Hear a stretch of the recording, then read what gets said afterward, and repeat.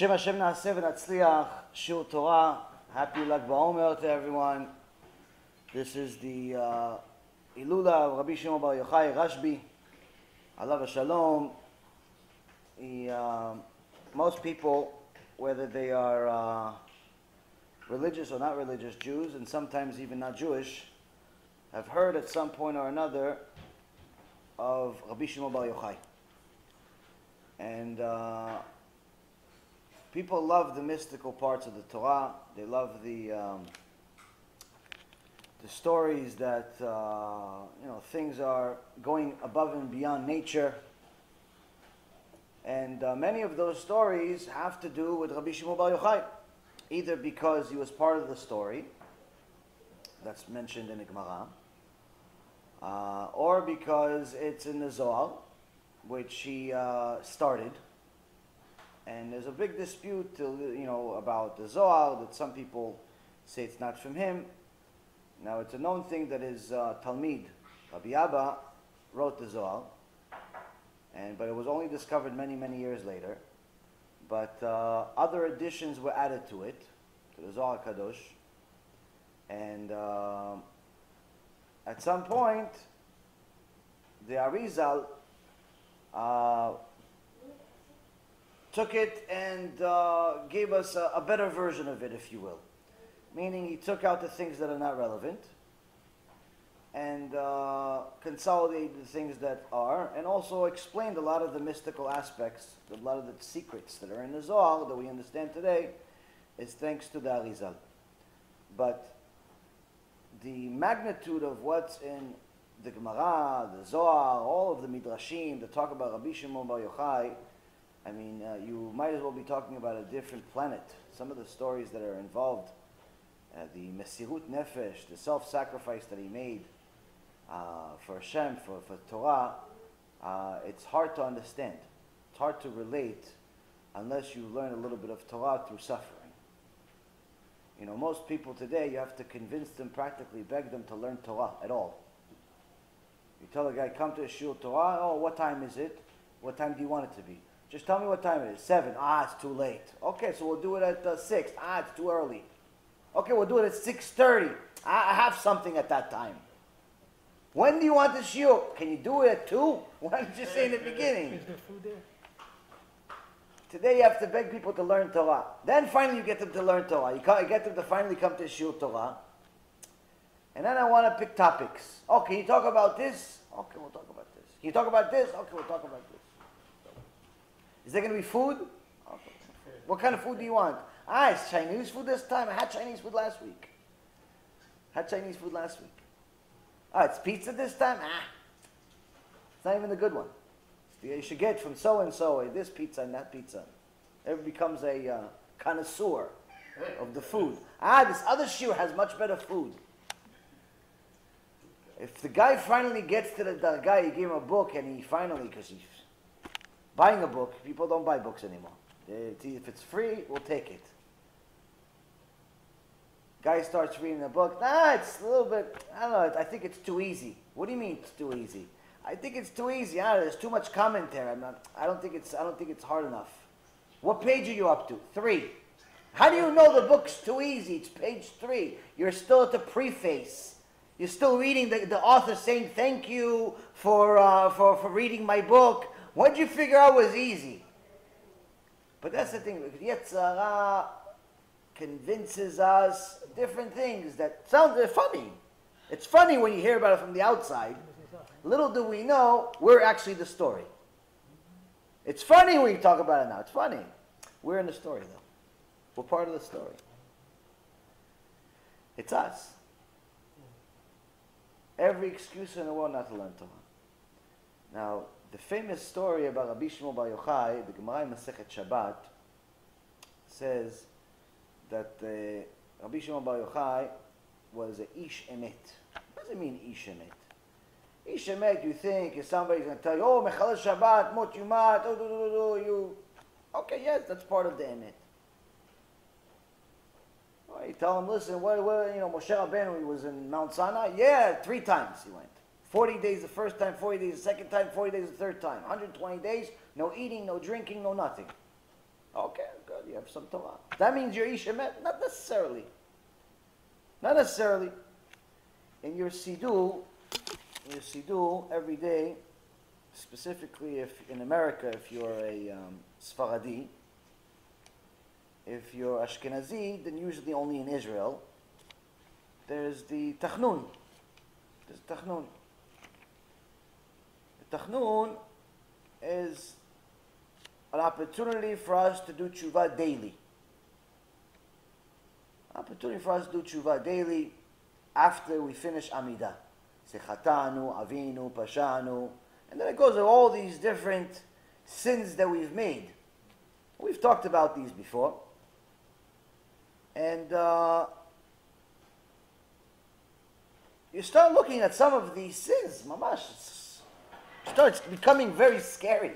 I really made these sins? Yes. If not this Gilgul, the previous one. That's why you're still here. You're not here because you're Gdol Ador. You're here because you have to do tshuva. So you say Chatanu, Avinu, Pashanu, do all the different things. Chamasnu, Tafanu, Sheker, Mirma, Yasnu, Tzutraot. We gave bad advice. We lied.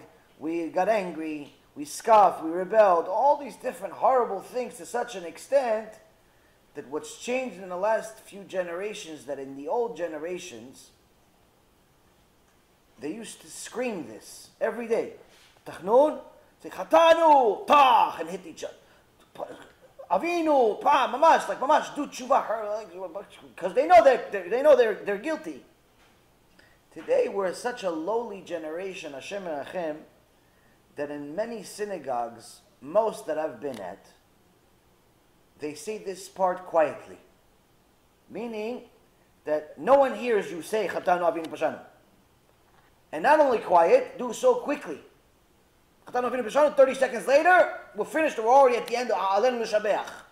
We're finished. Mamash, busha v'chirpa.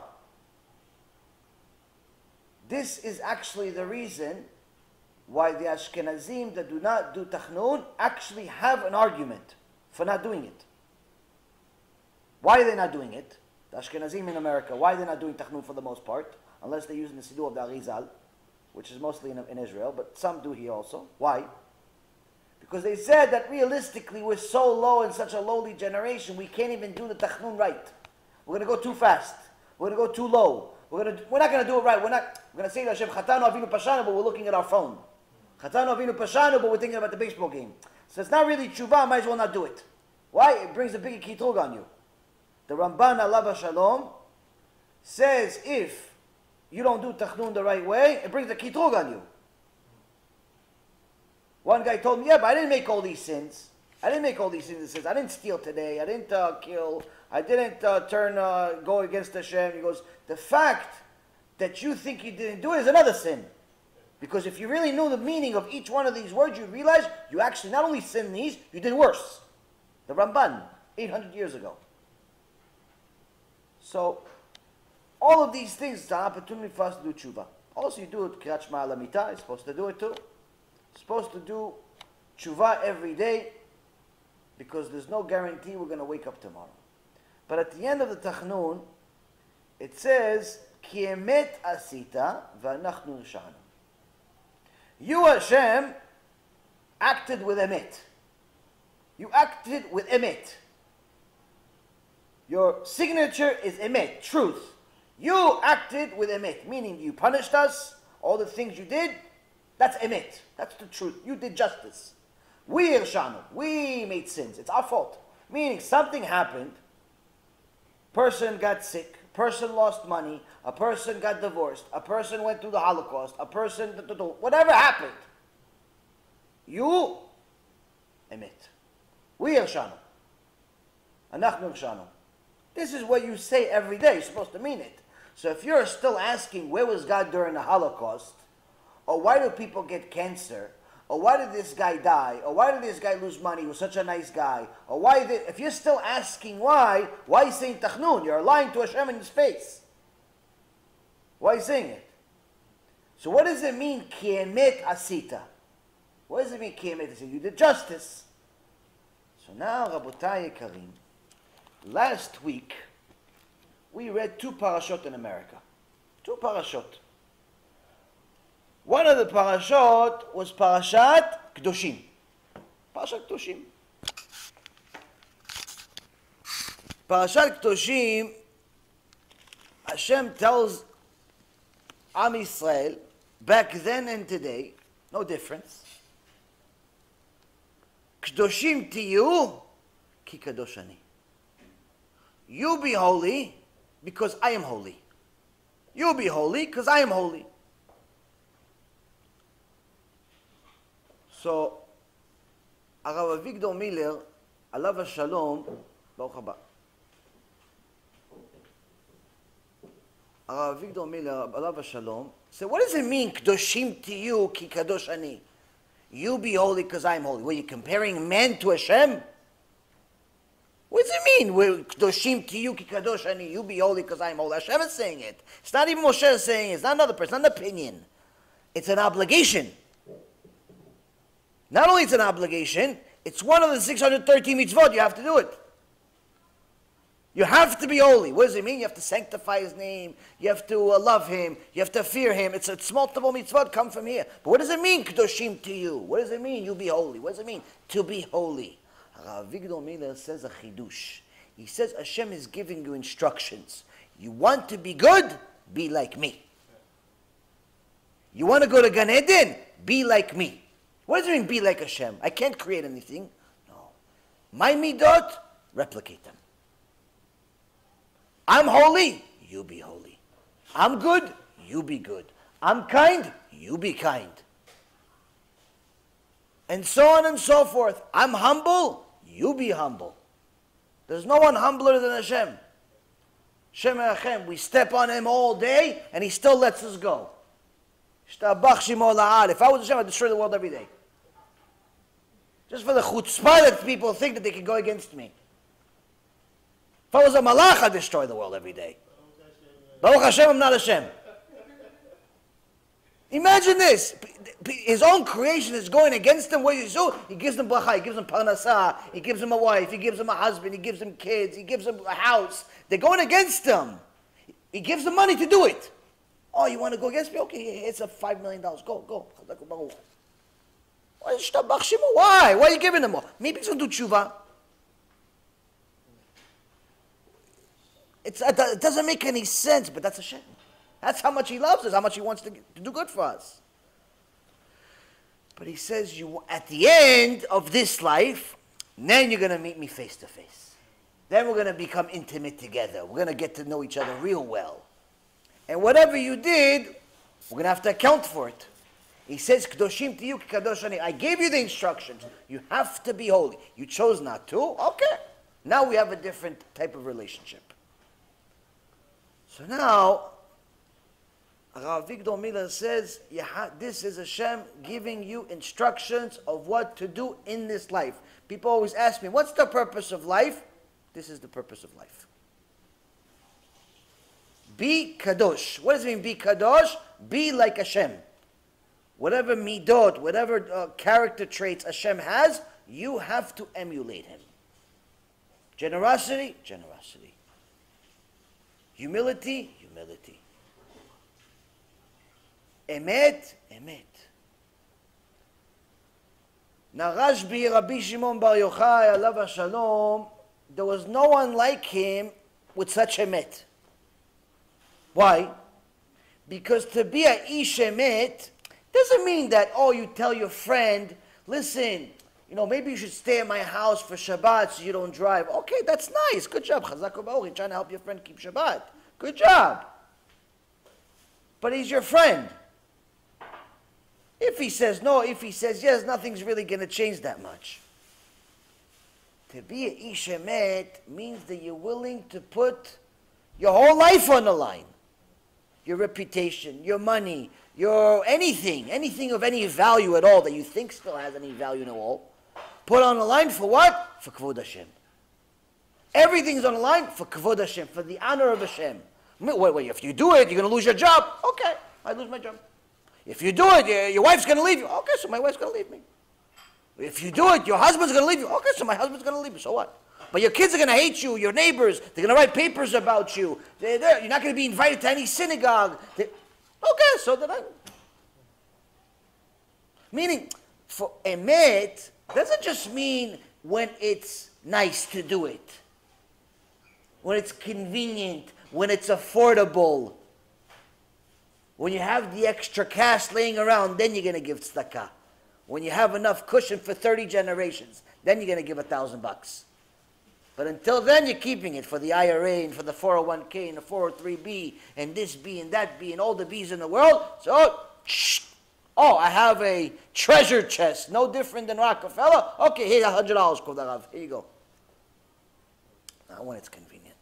To be ish emet means under all conditions. So the very famous story that the Gemara Masechet Shabbat talks about Rashbi, Rabbi Shimon Bar Yochai, is that one day Rabbi Yehuda wanted to give a compliment to the Romans. He said, look at these Romans. They build bridges, they build bathhouses, they build all these roads, markets. Chazakim u'bruchim, they did good. Everybody benefits out of it. Rabbi Yossi didn't say anything. Rabbi Shimon Bar Yochai says, Romans, this is what you think. You think they built the bridges and the markets and the bathhouses because they want to benefit mankind? Mapitom. All they're trying to do is milk us of all of our money. The bridges, so they collect tolls. The markets, so they collect our money and sell us stuff. The bathhouses, so they can collect money and have their prostitutes and all the other things they have. These people, all they care about is capitalism. All they care about is money. That's their God. And God we trust in a dollar bill already was 2,500 years ago.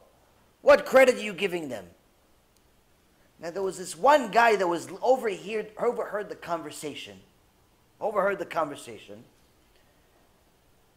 And for what the Midrash says, he was a convert, but a new one. And he thought that, interesting conversation. And there's a mixed opinion of whether he went and told the Romans himself directly, or whether he did it by accident by telling it to somebody else, and eventually he got to the Romans. Either way, it got to the Romans. They said, okay, Rabbi Yehuda, that gave us compliments for what we're doing, we're going to make him new rule. What? Anytime there's a speech, he's the first one to speak at any lecture. No one's allowed to speak before him. We're going to give him a lot. He gave us kavod. We're going to give him kavod. Rabbi Yossi didn't say anything, didn't defend us. Get out of here.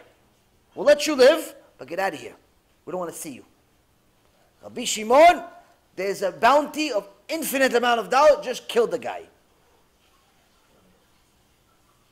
And that's what happened with Rabbi Shimon when he stood up for the truth, when it cost him everything. Why? Because that was the truth. That was the emet.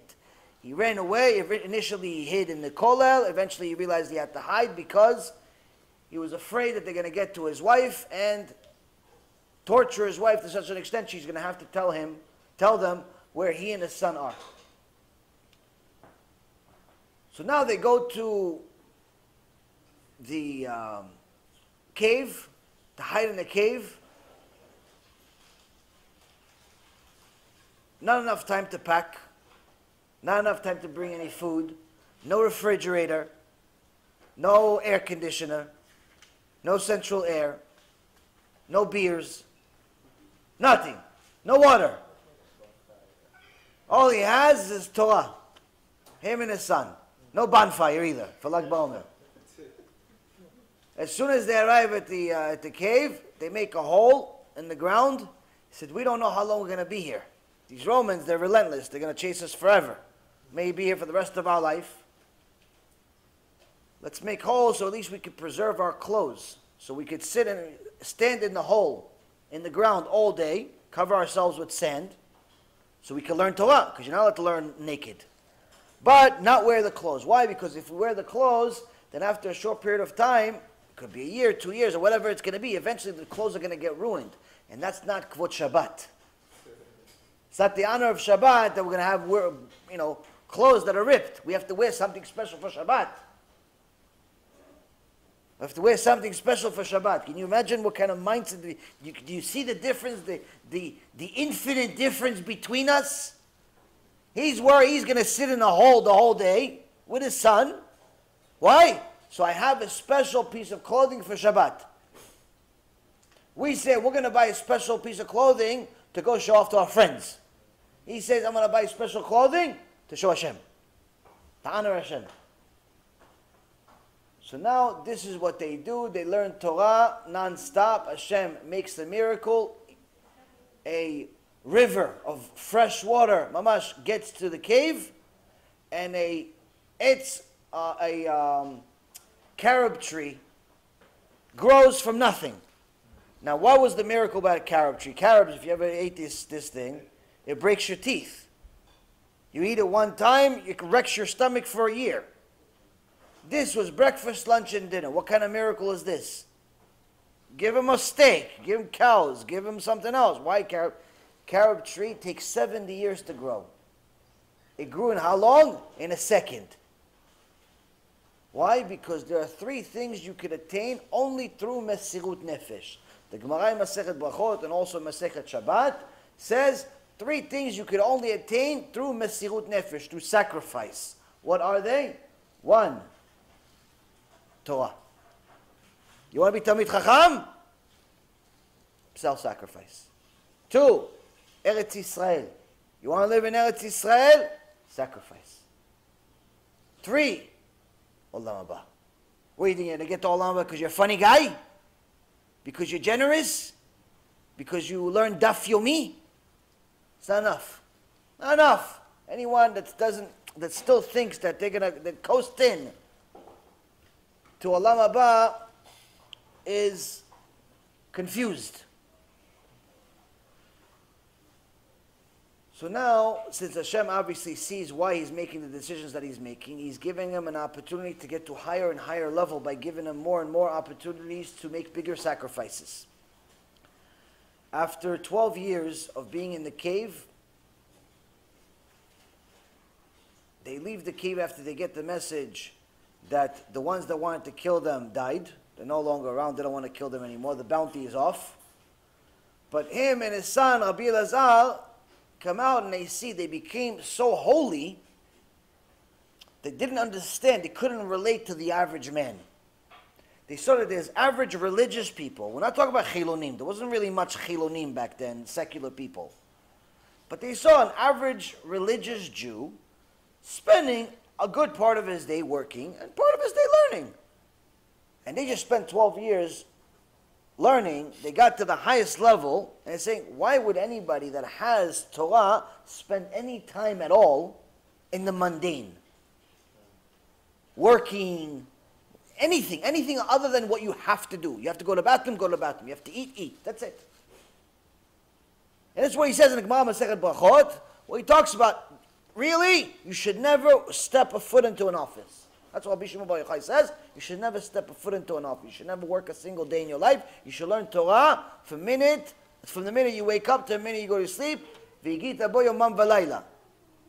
You do it in the morning, you do it at night, meaning, but also all the way to the end. Why? Im lo briti yomam v'layla, chukot shamayim lo samti. He says, if not for my covenant, for my Torah, day and night, meaning that someone is learning around the clock, Hashem destroys the world anyway. So the whole world depends on you. Don't spend any time working. That's what he says. Rabbi Yehuda says, yes, but this is not for everybody. He says, you're right, it's not for everybody.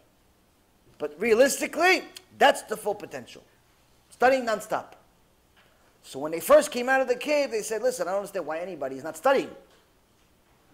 They're spending half the day working. And their level of Kedusha couldn't tolerate it. And literally, everyone they saw that was not at the highest level, literally, he burned them or he put them froze them. Hashem says, whoa, what'd you come out here to destroy my world? Go back in your cave. He sent them back in a cave. Bat called from Shemaim, yelled at both of them, said, get back in your cave. You got to too high of a level to relate to this world. You became malachim. You became angels. They go back into the cave. Hashem lowers their level of Kedusha over the next year. After the 13th year, They come out again. Rabbi Elazar still was not yet there, still couldn't tolerate people that were working and spending any time in things that were mundane. So he would want to freeze them, but Rabbi Shimon Bar Yochai, his father, would heat them back up. He'd save them until he calmed down. But the point is, you see that when a person gets to a high level of Kedusha, they could literally change nature. Now, up to now, most people know the story. There's really very few Chidushim, not much new here. The part that most people don't know is what the Gemara Masechet Shabbat continues. What happens when he got home? When Rabbi Shimon Bar Yochai got home, at one time, he was so holy that he completely disregarded the material, disregarded his body, disregarded anything. So, when his father-in-law saw him and hugged him, Rabbi Shimon felt a lot of pain. He didn't realize what it was, he just felt a lot of pain.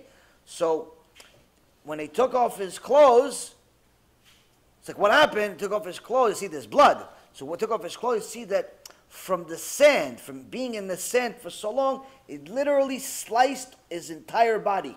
There were slices across his entire body. Almost like somebody cut him with a dagger over and over again, like train tracks all over his body. And his father-in-law says, "Oy li, that I see you like this."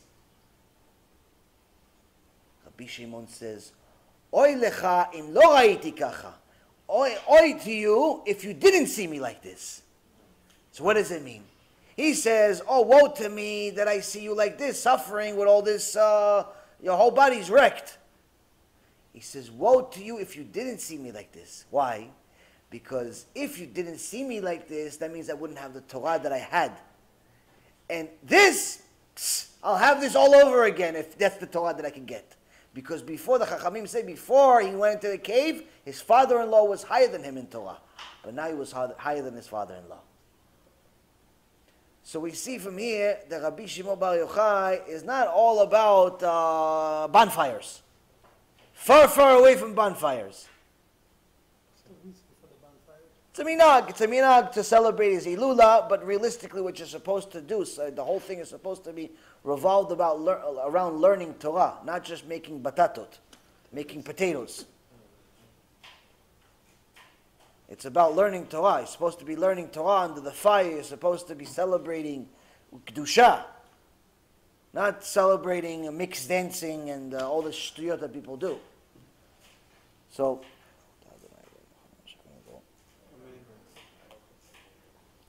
Rabbi Shimon was ish emet that understood things we can't even understand. He understood what it means to be ish kadosh. He understood what Parashat Kedoshim meant when it says Kedoshim to you. He understood what Rav Avigdor Miller says, that is an instructions of how to emulate Hashem. In fact, he taught all of them what it all means. Now, we have to see, how does this apply to us? How does this apply to us?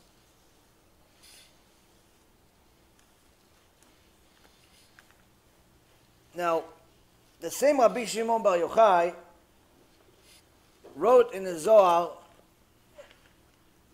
some scary things about the last generation, before Mashiach comes. He says, before Mashiach comes, there's going to be, Am Yisrael is going to be under control by erev Rav. Erev Rav. What's erev Rav? Erev Rav are different types of bad Jews, unfortunately. In the Zohar, Bereshit, Parashat Bereshit, Genesis, Parashat Bereshit, Rabbi Shimon Bar Yochai says the Erev Rav will always try to make Am Yisrael weaker. How? By causing them to sin, especially in the last generation before the Mashiach. And the 5 types of Erev Rav are Nephilim, Giborim, Anakim, Rephaim, Amalekim. 5 different types of Erev Rav. Now, there's no one in the streets walking around, hey, I'm Refaim, and this guy's I'm Anak, this guy Nefi. People don't walk around with those names. There's no like nation name like that. So how do we know what they are? There's a much easier way to identify an erev rav. Erev rav are people that lead other people to sin. Minim. And he continues, he says, at the end of the days, the erev rav will be the rulers and heads of Am Israel. The head people. Not just some people that are on the internet, these keyboard warriors that make comments. No, we're talking about rabbis, politicians, government, officials, and regular people too. Where does it say in the Psukim? Okay, Rabbi Shimon, thank you very much. You have a source? Many. This is one of many.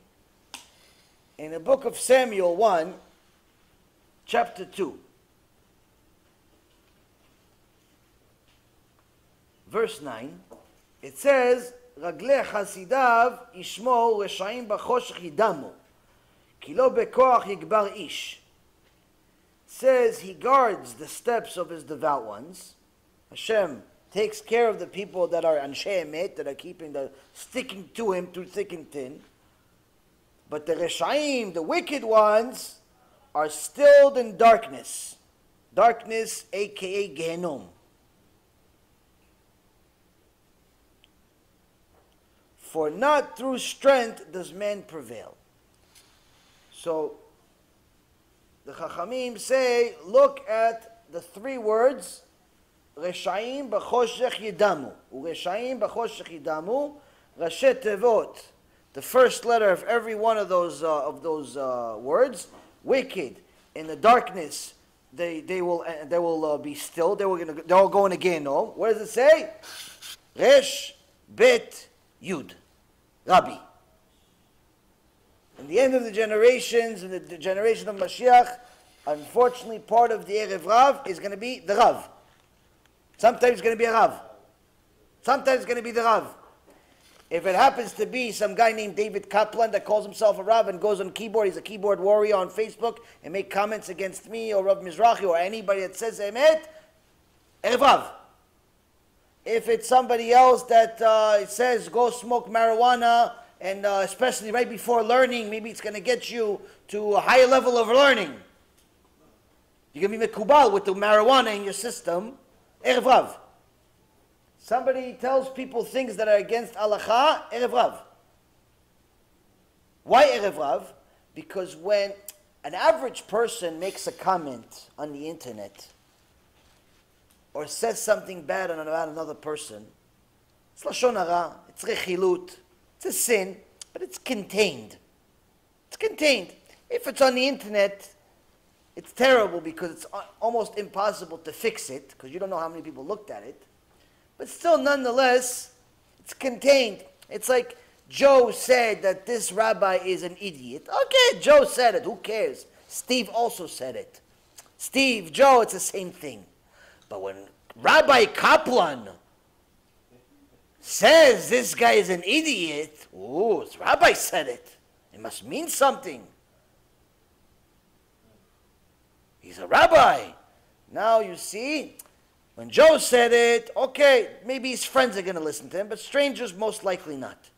But when the rabbi said it, both friends, foes, everyone that's looking for the same story is going to listen. Why? It's a rabbi. Look at the hat he has. It's the size of the hotel. They have to have two hotels, one for him and one for his hat. So this, Rabotai Yekarim, is not news. And honestly, I feel bad for every one of them. Why? Person works so hard to keep Shabbat, Tarat Mishpacha, kosher, all these mitzvot you're doing for nothing. You lost your olam haba. Unless you do serious tshuva, mesirut nefesh, tanit, mamash, you tear yourself apart, maybe become Rabbi Shimon Bar Yochai, go into a cave, maybe. Unless you do serious tshuva, you can't fix it. You keep Shabbat from here to next year. Can't fix it for such things. Why? Look what you did. You machtia rabin. You caused people to sin. One guy that was going to do tshuva was going to watch a shiur, and now he's not going to watch a shiur because of you. Your deen goes with him. But this is not news. So we see, Rabotai, that when Hashem says Kedoshim to you, you have to think about Hashem and what would He do? What would He do? If somebody says something against Hashem, does He react right away? Does He lose His mind? No. Why are you losing your mind? Even if you're right. Even if you're right and the guy's an idiot. Even if you're right and what he said is wrong. Is that how Hashem reacts? Is that what Hashem does? Is that what Hashem said in the Torah, that if somebody made a mistake, you're supposed to just go out there and murder him in public? That's what you're supposed to do? That's the way of the Torah? Where does it say that in Shulchan Aruch? Where? Show me what Saif. Show me. So that's like Kedoshim to you means a lot, Rabotai. It means a lot. It's not just some simple thing. Now the Mishnah in Avot that we're up to gives us a little more details. The Mishnah in Avot continues this journey that we've been on for the last 5 lectures. And we're up to the last part. Now up to now, this Mishnah in Avot 5:11, Hey Yud Aleph, has showed us that everything happens for a reason, including the things we don't want to happen. In fact, especially the things we don't want to happen. The cancer, the AIDS, the wars, the pogroms, the inquisitions, the Holocaust, all of those things happen for a reason. In fact, Rabbi Victor Miller, alav shalom, said Hitler, Imach Shimo v'zichro, in the Holocaust was Hashem doing chesed. Chesed for Am Yisrael. Kindness for Am Yisrael.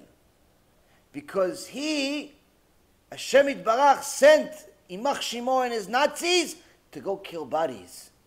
The Jews were intermarrying to such an extent and going against Hashem to such an extent that they were killing souls. Better bodies than souls. You have a problem, go to Rabbi Victor Miller. He's in Olam Haba right now. Moshe Rabbeinu, Avraham, Yitzchak, and Yaakov. You can talk to them. See what they think about your opinion of how you're offended. This is not 200 years ago. Less than 20 years ago. During all of our lifetimes. If Rabbi Victor Miller right now goes to the top shul in America today, he says that, throw stones at him. 20-year difference. 20-year difference. Shem Elechem. So now, this Mishnah in Avot says the same thing. He's not giving a chidush. He didn't give a chidush. He said this Mishnah in Avot. This is what he said. Dever ba la'olam al mitot ha'amurot b'Torah shelo nimseru bebeit din. Pestilence comes to the world for death penalties prescribed by the Torah that were not carried out by the court. Hashem gave you a tool. You did not use it the right way. You're causing damage to everybody, not just yourself. Illegal use of the fruits of the sabbatical year. Instead of taking the fruits of the sabbatical year and giving it away, you're giving it to your family, you're keeping it within the family. You're not fulfilling the mitzvah like I told you. You just made your own mitzvah, your own religion. This causes damage not just to the person himself, but to the world around him. Kol Yisrael arevim ze lazeh. All of Israel is responsible for each other. Responsible for sins, responsible for mitzvah. You make a mitzvah, somebody somewhere else benefits. You make a avirah, somebody somewhere else will get hurt from it. We're all part of originally the same exact neshama. You're not alone, even if you feel alone. And only time you feel alone is when you don't learn Torah. If you don't learn Torah, only thing you can have is feelings of anxiety, feelings of depression, feeling of stress, anxiety, feeling of loneliness, feeling of bored, being bored, boredom, frustration. Pretty much all of the negativities in life are just because you're not learning Torah. If you learn Torah, you're never ever bored. It's impossible to be bored if you learn Torah. Impossible. Why? Because your mind is working 24 hours a day. It's impossible to be unhappy. Impossible. Why? You connect to Hashem. There's nothing better than that. If you're learning and you're unhappy, that means you're not learning enough. You're learning, but not enough. Your neshama apparently can handle more. So after that, it says the sword, war, comes to the world. Why? If there's delay of justice, they delay the statement. They delay the sentence. They postpone everything for their own interest, because the judge wanted to go on vacation, because it's his friend on trial. For all of these different reasons, you're delaying the justice. Or you perverted the justice. You're trying to run the world. You're giving the poor guy the money even though he doesn't deserve it. You're giving the rich guy money even though he doesn't deserve it. You're perverting justice. For rendering decisions contrary to halakha. You're telling people to smoke marijuana just to go, maybe it's going to help them. You're telling people maybe we should bring a missionary to the shul. He's going to tell us about what the purpose of life is. All of these stupid things that people do. You're telling people let's have a sheshbesh party. A gambling party at the shul, for ilui nishmat, to raise a soul. Misken, the soul, poor soul, went down a level because of the sheshbesh tournament. There's casinos they have in shuls today. They have casinos inside shuls, moshav letzim, a place of clowns. This is exactly what it is. You're making decisions contrary to halakha. There's halakha, you're doing the opposite. Hashem says the Bet Knesset is a Bet HaMikdash. You're turning it into a casino. You're turning it to a bar. You're turning it to a restaurant. It's not a restaurant. It's not a bar. And it's not a casino. And it's also not a strip club. For all of those women that feel like they have to wear their bikinis to shul. It's not that either. It's a Bet HaMikdash. Hashem is there. The fact that you can't see him is your problem. Put on some clothes, maybe you'll see him. If you continue with no clothes, you'll see him even faster. Just a different version. Last night we said wild beasts, chaya ra'ah, terrorists and the like, come upon the world. Why? For vain oaths, for the desecration of Hashem's name. Chilul Hashem. Chilul Hashem, desecration of Hashem's name, Hashem and Hashem, unfortunately happens regularly today. Even in the religious world, in the secular world, it's so easy to be a mechalel Shem Shamayim that really you have to reconsider whether you should ever talk. Sinning in public is Chilul Hashem also. Sinning, just you made a sin, you drove on Shabbat, it's Chilul Shabbat. But if 10 people, 10 Jews know that you drove on Shabbat, it's Chilul Hashem too. Or one time I said to, this guy invited me to a lunch. I said, I'm sorry, I can't eat there, I only eat kosher. It's like, why? I have Jewish friends that eat non-kosher with me all the time. I said, I'm sorry. That's Chilul Hashem. Those people, they don't realize that even though they weren't there during this conversation, they just committed the worst sin in the entire Torah. They desecrated Hashem's name. They weren't even there. But their actions from where they are and what they did in the past gave birth to new sins. This is why the Gemara in Masechet Rosh Hashanah says that the Sfarim, Hashem opens the book of life every year for everyone, the living and the dead. Why?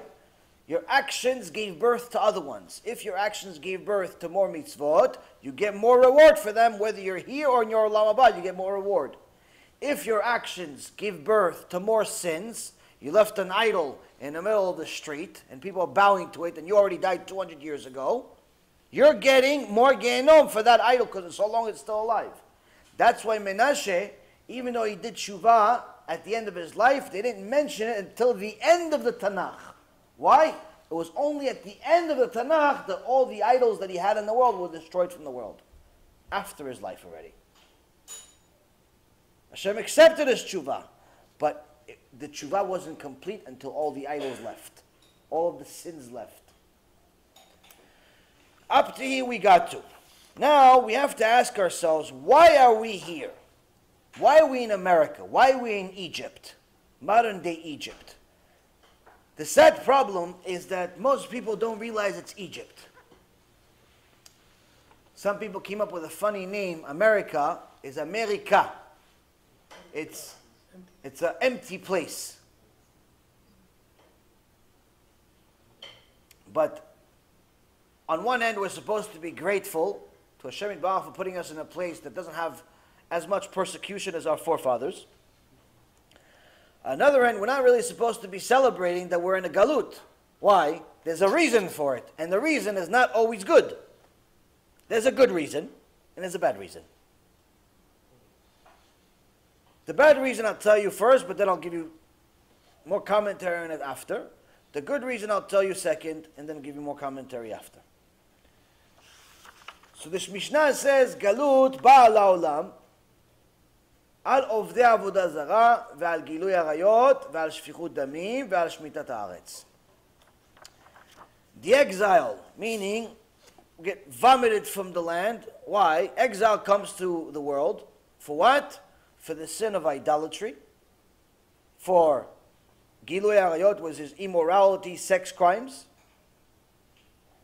And for bloodshed, murder, wasting seed, and the like. And what else? For working the earth on the sabbatical year. Before, it was using the fruits of the sabbatical year in an illegal way. Here is you're continuing to work, and pretty much you're disregarding that it's Shemitah. You're continuing to work. One is you took the Shemitah, you stopped working, but whatever you got out of it, you're keeping for yourself, you're giving it to your friends. You're not doing what you're supposed to by giving it to the poor, by giving it to the Levi'im, and so on. You're giving it to yourself, really. But you're not working. Here, we got worse. What? We're continuing to work. Like there's no Shemitah, there's no mitzvah of Shemitah. It says these following things bring exile to the world. So,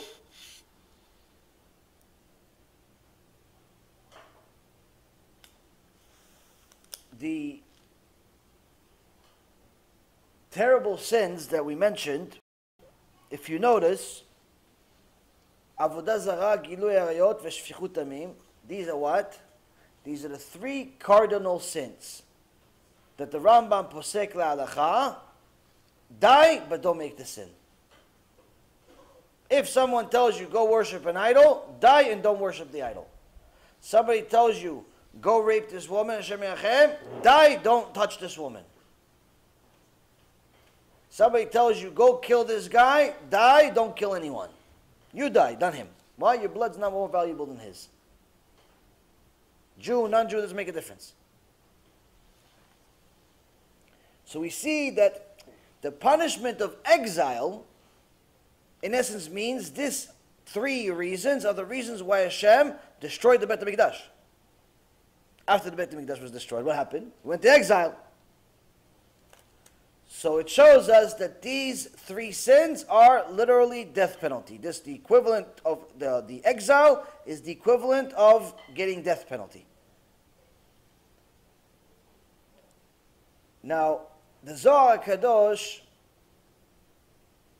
also says that since Kol de'avid rachamana tav de'avid, Rabbi Akiva says everything that the merciful one does is always the best. We talked about this last night. How could it be for the best to send Am Yisrael to the four corners of the world? How could it be the best? Whereas a Jew in Australia barely has a minyan. There's a Jew in England, the minyan, but half people are not kosher. The minyan in America, even himself is not kosher. They're all over the place, miskenim. Some people, a lot less people, reform, conservative, no one knows who's right, no one knows who's left. Everybody's confused, Jews are everywhere, but nowhere at the same time. How is this any good? How could this be the best? Rabbi Akiva says, always the best, not sometimes the best. Anything that Hashem does is always the best. How could this be the best? So the Zohar says, Hashem promised us that at the end of days, if you look for me, you'll find me. Sefer Dvarim, chapter 4. Says, you look for me, you'll find me. How? You look for me with all of your heart and all of your soul. He says this means several things. One of the things is anyone that wants to do tshuva, it doesn't make a difference where he is. You're in America, you're in England, you're in Australia, you're in Israel. Doesn't make a difference where you are. You want to do tshuva, you'll be able to do tshuva wherever you're at before Mashiach comes. Why? I'll make it so. Now, when you said this 3,000 years ago, how is a guy in the middle of Africa, when his next door neighbor is walking around with underwear all day, how is he going to do tshuva? How is he going to learn anything? Today you know. Why? You have online, you have YouTube, you have Torah Anytime, you have Bezrat Hashem, you have Facebooks, you have all these different ways to get Torah. You have books that you can get for pennies. You have books that you can get for free. It's easy. You look for me, you'll find me. How? Press a button on your phone. I'm right there. And even if you don't press, I'll come to you anyway, if you're really looking for me. If you're really looking for me, I'll come to you.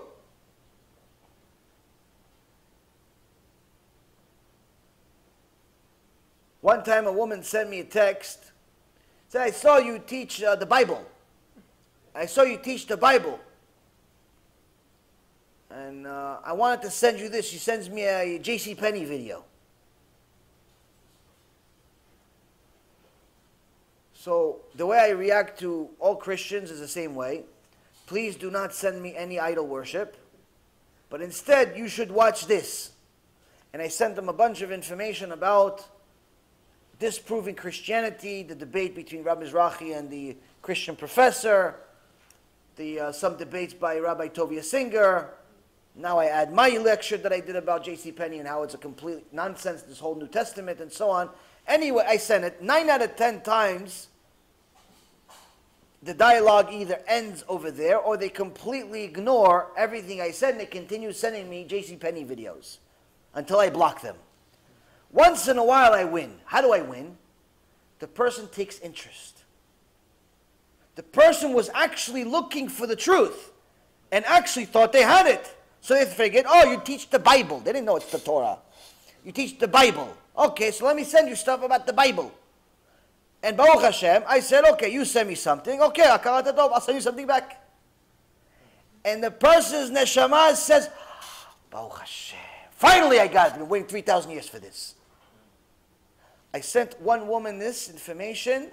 Right now she's in the process of converting to Judaism. Where is she? End of the world.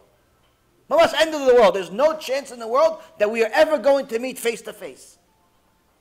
No chance. We were never going to meet. We live different parts of the world. It was never going to happen in any other generation other than right now.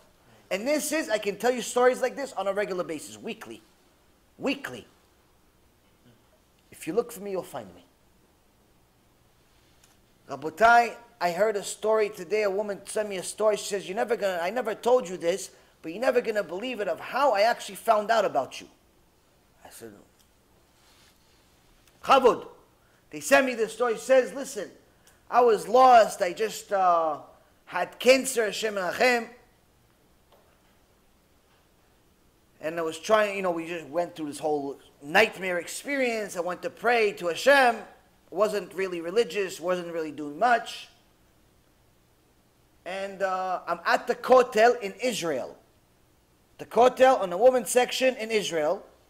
In the corner over there, I see that the CD, it says in English, from Wall Street to the Western Wall. This is Israel. There's not much English over there, not at the Kotel at least. I see the CD over there. So I look around, whose is it? So I ask, does this belong to anyone? Does this belong to anyone? So one of the Rabbaniot that's over there says, no, this is for free. Take it, it's for you. She said, I picked up the CD, I started listening, I never stopped listening. If you look for me, you'll find me. Hashem Yitbarach says to you, if you look for me, you'll find me. You want to do tshuva, you can do tshuva in any corner of the world. But also, that answers only the fact of why the Jews are scattered on one aspect. What's the other aspect? The Zohar Kadosh says, also, I promise some others that I'm going to let them find me. Ooh, the converts. there were some people that wanted to accept the Torah during Matan Torah. But their nations and their leaders did not want to accept it. So I said to them, you want to accept it, but your nation doesn't. I can't give it to you by yourself. But I promise you that a day is going to come before the Mashiach is going to come. I'm going to bring you in a reincarnation as another person that will have an unusual circumstance and an unusual desire to convert to Judaism. But how is somebody going to convert 3,000 years ago? He lives in Bavel. They killed all of us over there. He lives in Egypt. They wanted to kill. Like, well, today. Today, Baruch Hashem, you could practice Judaism everywhere. For better or for worse, you could practice Judaism everywhere. Why? Because Hashem sent the Jews everywhere. All four corners of the world, you have a center. You have a Chabad. You have a Breslov. You have a regular Orthodox shul. You have a couple of religious guys trying to do something, but they want to continue connected to Hashem. You have something going on somewhere. Once in a while, you're going to have that convert. Oh, what's this? What's this Chabad? What's this Breslov? No, it's Breslov. It's Chabad. What's this Orthodox? Were you Greek? No, we're Jews. Not Orthodox Greek. We're Orthodox Jews. Come, we'll show you. The guy converts. According to the Gemara, if you see what the Chachamim thought about converts and what the Rambam talks about converts, you're supposed to, mamash, become missionary. But we don't do it today because of the confusion we have and also because of how many problems our own nation has. But nonetheless, you should know on the good end, what Rabbi Akiva was saying, the reason why this is good that Hashem sent us to the exile is because at the end of time, before Mashiach comes, this will give all of the people an opportunity to do tshuva and to convert. How? There's going to be a Jew everywhere. Maybe not right in your town, but it's not so far away. It's not so far away. It's a plane ride away. It's a car ride away. It's not so far away. You're going to have something. Maybe a little sacrifice, but it's not like it used to be. We had to literally leave your wife and kids for 6 months. Hopefully you're going to make it back. Worst case scenario, it's a plane ride. A little mesirut nefesh, a little sacrifice, you got it. If you think you're going to walk in and become part of the chosen people without any sacrifice, you have no idea what it means to be a chosen one. But the point is, Rabotai, that there is good even in exile, even in something that's negative like this, and we also learn from Rashbi. We also learn from Rabbi Shimon Bar Yochai. So now that we see that when somebody worships an idol or benefits from idolatry, or somebody benefits or commits any type of immorality, or any type of shfichut damim, bloodshed, this causes more people to be vomited from the land.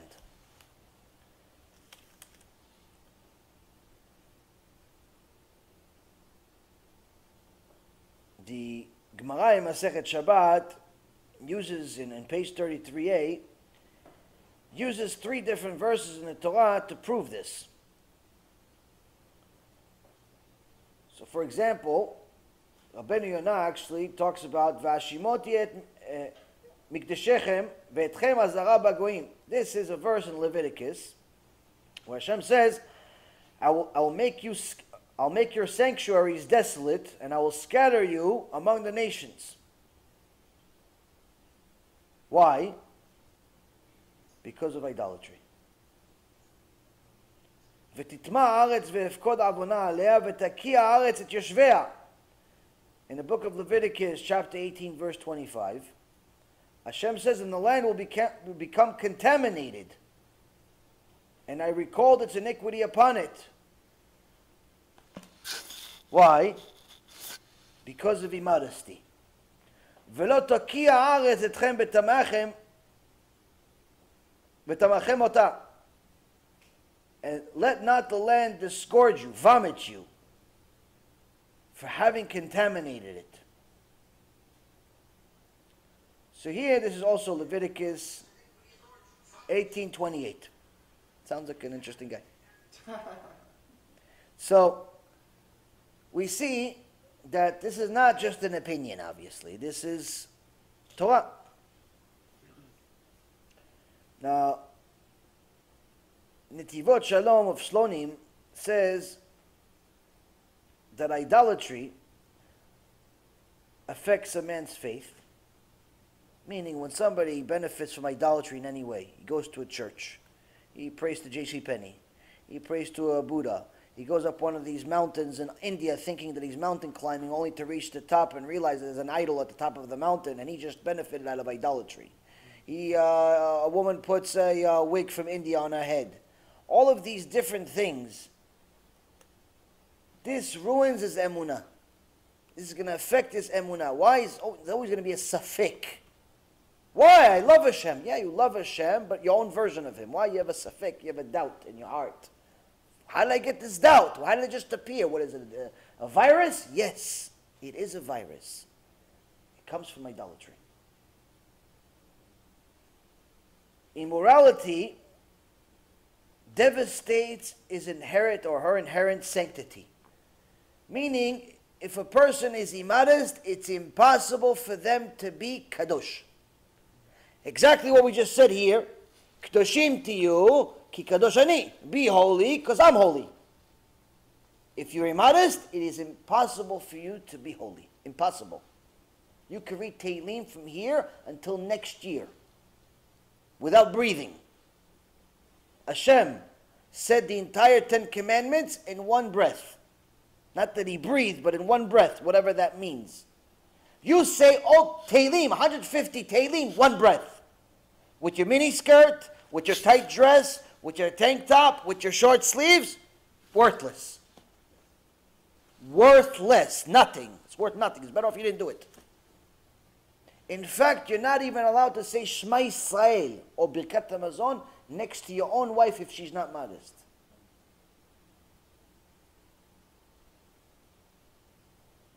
So you want to be Kedosha?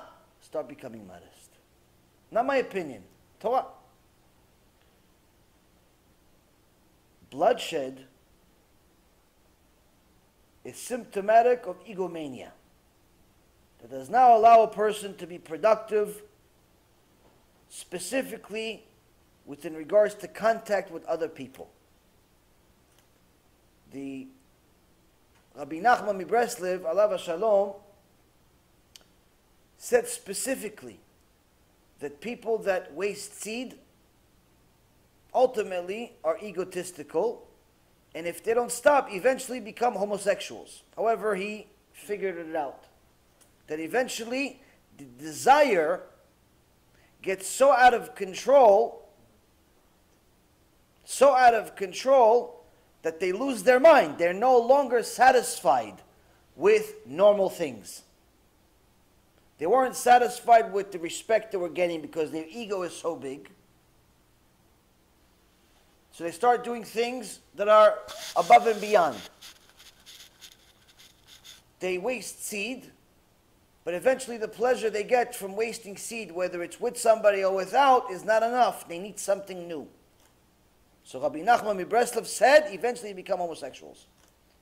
It's no surprise that homosexuals are people that don't stop talking about sex. They're the most immoral people on the planet. Forget about whether you agree or disagree with homosexuality, whether you care at all what he does or she does behind closed doors. Forget about what Torah says that somebody that is a homosexual is the same thing as an animal. Forget about it. Put that aside. Let's use pure logic. Did you ever hear of a march for straight people? I'm going to celebrate that I'm straight, that I have a wife, and I'm going to go do a march. I'm going to protest that I am straight. Have you ever heard of such an idea? If somebody said, I'm going to do a protest for straight people tomorrow, do you think anybody's going to show up or they're going to send them to a mental institution? But the gay rights parade is highlighted and celebrated in different parts of the world, whether it be Tel Aviv, Yerushalayim, or Hashem Echem, New York, Las Vegas, San Francisco, or wherever else. Why do I care that you're gay? Why do I care? Okay, you want to be gay? Be gay. You want to jump off a roof? Jump off a roof. Why do I need to know about it? Why do I need to know about it? Why do I need to know about your sex life? Why? Why do you feel the need to tell me? Why do you feel the need to tell my little kids? Do I tell your kids? Do I go out of my way to tell your kids, hey, listen, I'm straight? This shows that it's pure immorality. It's immoral. It's egotistical. It's disgusting. And that's why Hashem says, Toivat Hashem. It's disgusting to me. So we see that these three things have a significant magnitude.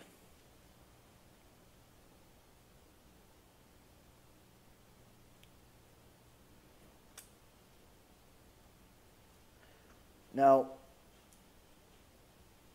the Rambam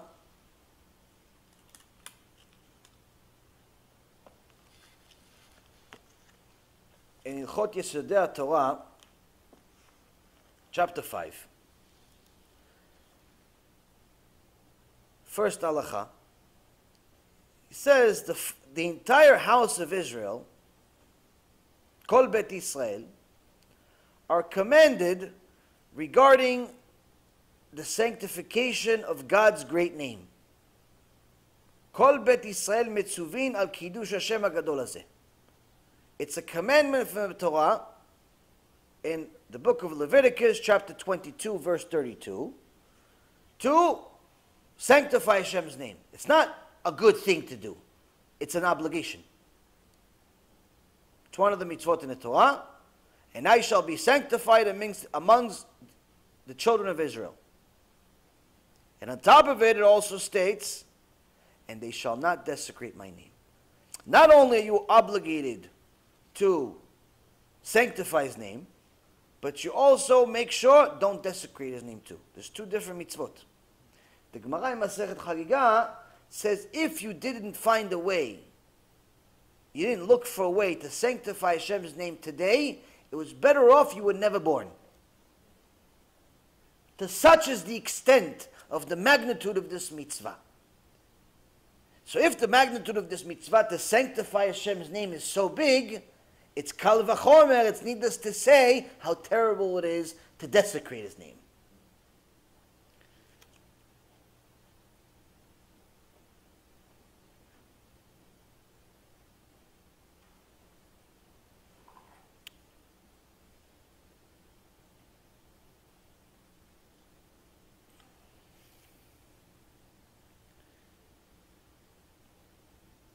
Now, in the second halakha, he says, with regards to other mitzvot, where does this all apply, where you have to do all this? This applies everywhere except when it comes to worshiping of other gods, forbidden sexual relations, and murder. With regards to these sins, if one is ordered to transgress one of them or be killed, one should sacrifice his life rather than transgress. It says if a person, there's a time to honor Hashem's name, there's a time to make sure you don't desecrate his name. Now, if a Gentile would arise and try to force a Jew to violate one of the Torah commandments, at the pain of death. He's threatening him. He's put a gun to his head, and he says, violate this commandment, or I'm going to kill you. The Torah says, Hashem gave us the Torah to what? To live by it. Meaning, He gave us the Torah not to die. He didn't want us to die.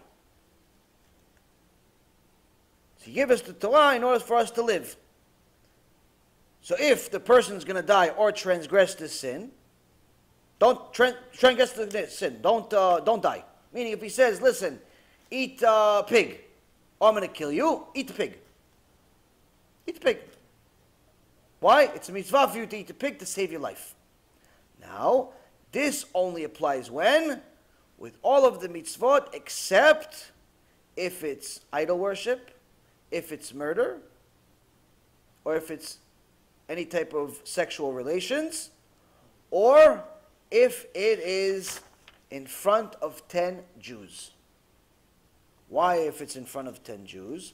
Because if it's done, if he's trying to, if the Gentile, this is halakha, the second halakha, if the person is trying to force you to transgress the Torah, but it's in the presence of 10 Jews, then the person must sacrifice their life and not transgress, even if it's a min'ag, even if it's Lag BaOmer, even if it's simply a cultural thing. Why? Because now it's not idolatry, it's not murder, it's not idolatry, it's not forbidden sexual relations. So what is it? If it's in front of 10 other Jews, it's Chilul Hashem. It's desecrating Hashem's name. Better off die and not desecrate Hashem's name. Now, what if the person, the Rambam says here, what are such examples? What are such examples of Chilul Hashem? What are such examples of something that a person is better off to die for? It says, if someone forces another person to cook on Shabbat, it's better off he die and not cook on Shabbat. Cook on Shabbat. We're not talking about go murder people with a car. If he told you, go and you do me a favor, make me a steak on Shabbat, go die and don't make the steak. You understand? People are doing this option, they're doing it on purpose. Hashem says it's better off if you die and don't make the steak on Shabbat. Don't cook on Shabbat.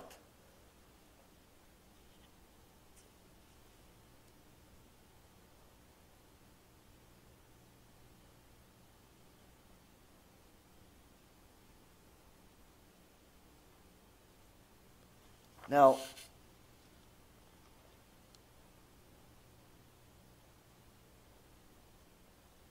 why is this one? Why are these examples being given? He says because sometimes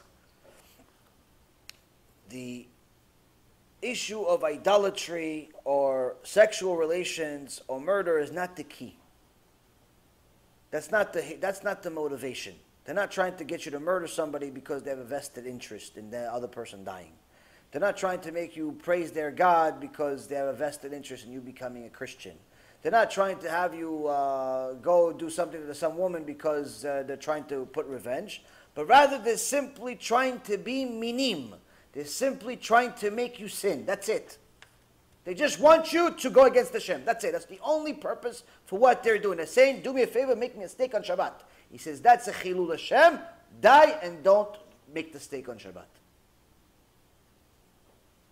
So now, the Jews, unfortunately, have had major tests that not all of us have passed throughout the generations.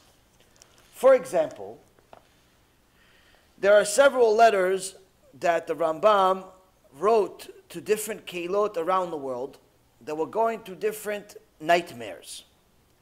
There are a couple of famous letters, one of them called Igeret Ashmad and the other one is called Igeret Teiman. Igeret Teiman was almost 900 years ago. The Arabs in Shimam decided that they're going to make something new.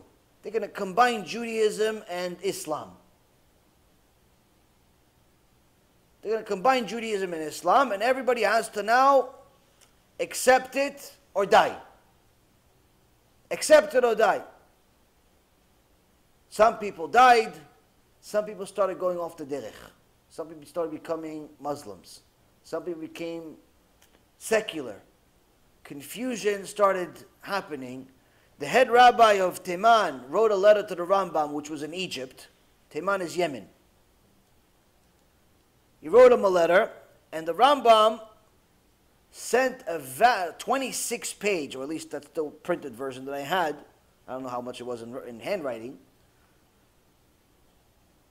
A long, detailed letter to the people of Yemen, not only praising them of how they're tzaddikim, and their forefathers are tzaddikim, and they have the truth, and they're unbelievable, and he loves them, and Hashem loves them, and he picked them. All these amazing praises that Mamash got the people that were literally like they were burying their heads in the sand. They were being killed spiritually and physically. Not only helped motivate them to fight, but on top of it, he gave them Mamash an argument that destroys Islam altogether. Proving to them that there's no possibility that their religion can be true. And he used 3 different verses in the Torah. One of them is the verse in the book of Genesis, Sefer Bereshit, chapter 17, verse 20. In chapter 17, verse 20,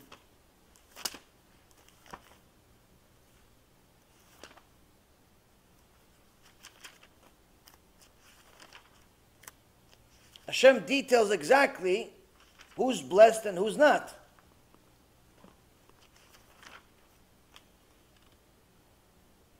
He says, "Ulishmael שמעתיך, הנה בירכתי אותו, והפרעתי אותו, והרביתי אותו במאוד מאוד, 12 נשיאים יוליד ונתתיו לגוי גדול."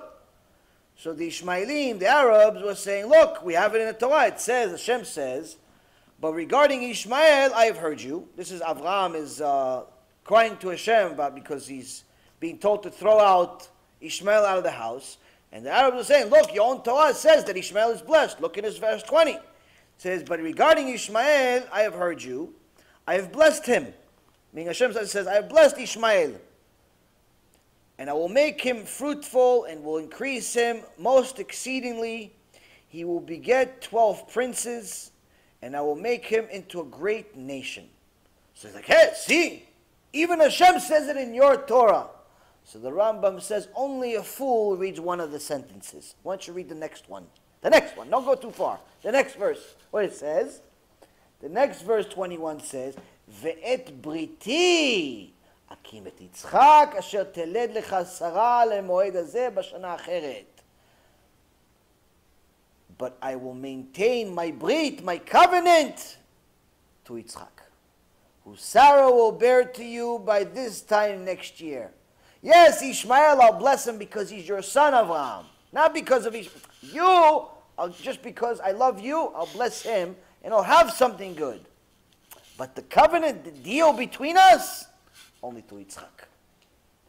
Only to Yitzchak. He shows the same type of thing another couple of times in the book of Deuteronomy, chapter 18, verse 15. For all of these people that are confused about Islam, whether it's true, whether it's not true, whether this, whether that, these verses, literally, you don't have to read too far, you don't have to go too far, because according to the Muslims, you believe in the Torah. They just believe that the Quran is a continuation of it. But that means that the Torah cannot be contradicted. The Quran cannot contradict the Torah. You have to agree with each other. If it says Torah one thing, and the Quran says something else, that's it, the whole thing goes to the garbage. The whole Quran goes to the garbage. So you go, chapter 18, the Rambam, alav shalom, almost 900 years ago, verse 15. What does he say? Navi mikirbecha umeachecha kamoni yakim lecha Adonai Elohecha elav tishmaun. Moshe Rabbeinu says, they call him Musa. Moshe Rabbeinu says to Am Yisrael, at the end of times, before it all comes to an end, it's going to be a Mashiach. Who's this Mashiach? Who is this Mashiach going to be? The prophet. Is it going to be Muhammad like the Muslims say? Is it going to be J.C. Penney like the Christians say? Who is it going to be? It's a prophet from your midst, from your brethren, like me, says Moshe. Like me it's going to be. Shall Hashem your God establish for you? To him shall you hearken. You go listen to him if he's like me. What does it mean if he's like me? What does it mean if he's like me? Moshe Rabbeinu says if he's like me. What does it mean if he's like me? If he's like me, then already that cancels out Muhammad. Because Muhammad is as far away from Moshe Rabbeinu as can be. It's a different religion, it's a different everything else. But then the Christians are going to say, see, it says like me. J.C. Penney was a Jew, no? He's like me, no? No. Why? He says if he comes to fulfill the Torah, if he comes, what? With only the Torah, no additions, no opinions, no nothing else. Just the 5 books of Moses, nothing else. No New Testament, nothing. Only the Torah. He comes to you like this, you're good. Of course, this includes our oral Torah and our Tanakh, but nonetheless, no New Testament, no 7-Eleven, no Qurans, no McDonald's, none of that garbage. If he's like me, what like me? If all he wants is what Hashem wants. So Rambam also uses another verse, 33:2, and again, the point is that just if he says literally, anyone that looks at these verses in any other way is simply a fool. This is what he says, his own language. He was simply a fool looking to make mistakes. There is no second way to translate this. There's no second way. So the Rambam continues,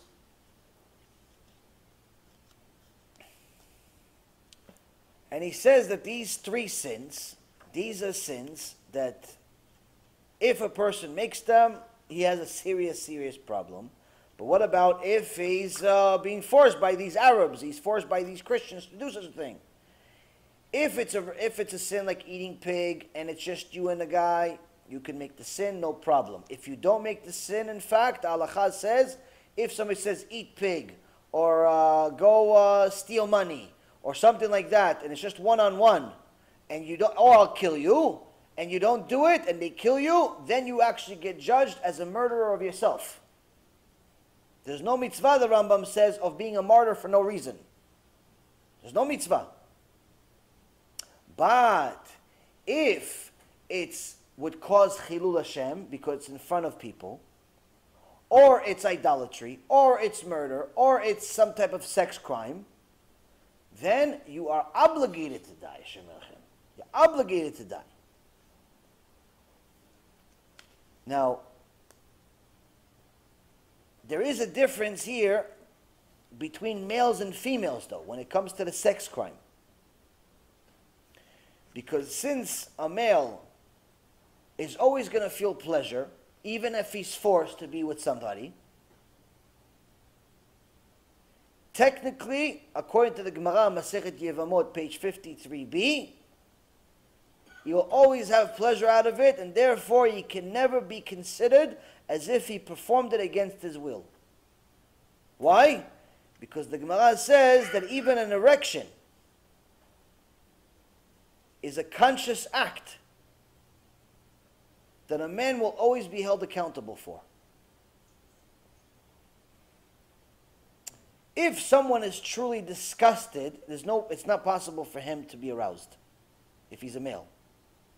But if he's aroused, that means he's getting something out of it. He is, whatever it is. May not necessarily be ideal, but he's benefiting out of it. And the Gemara says that he can never be considered as if he performed it against his will. A woman on the other hand, the Rambam mentions rape several times. Shem Rachem. If a woman is raped against her will, she does not have to die. She doesn't have the same obligation. Why? Because she literally is not going to enjoy it. She's not going to benefit out of it anyway. It's a nightmare for her.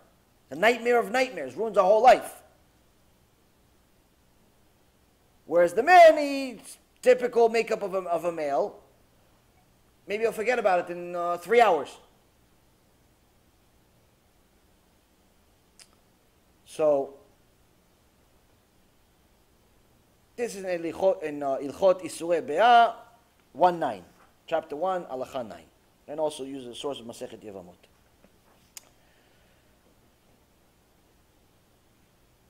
So now he continues Halacha 4. He says, when anyone about whom it is said, sacrifice your life and do not transgress, meaning, arek ve'al yavo, make this, die and don't make this sin, if anyone is in that class, it says, sacrifice his life and do not transgress.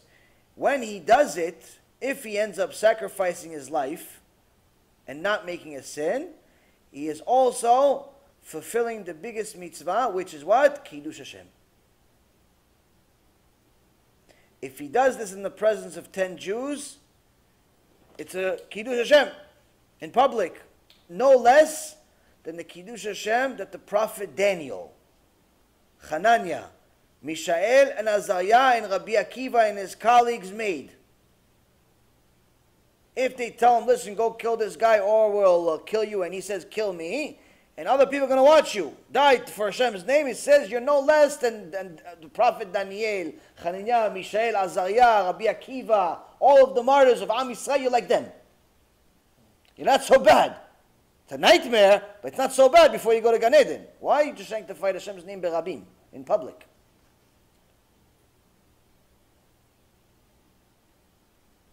But what happens if he has an opportunity to escape?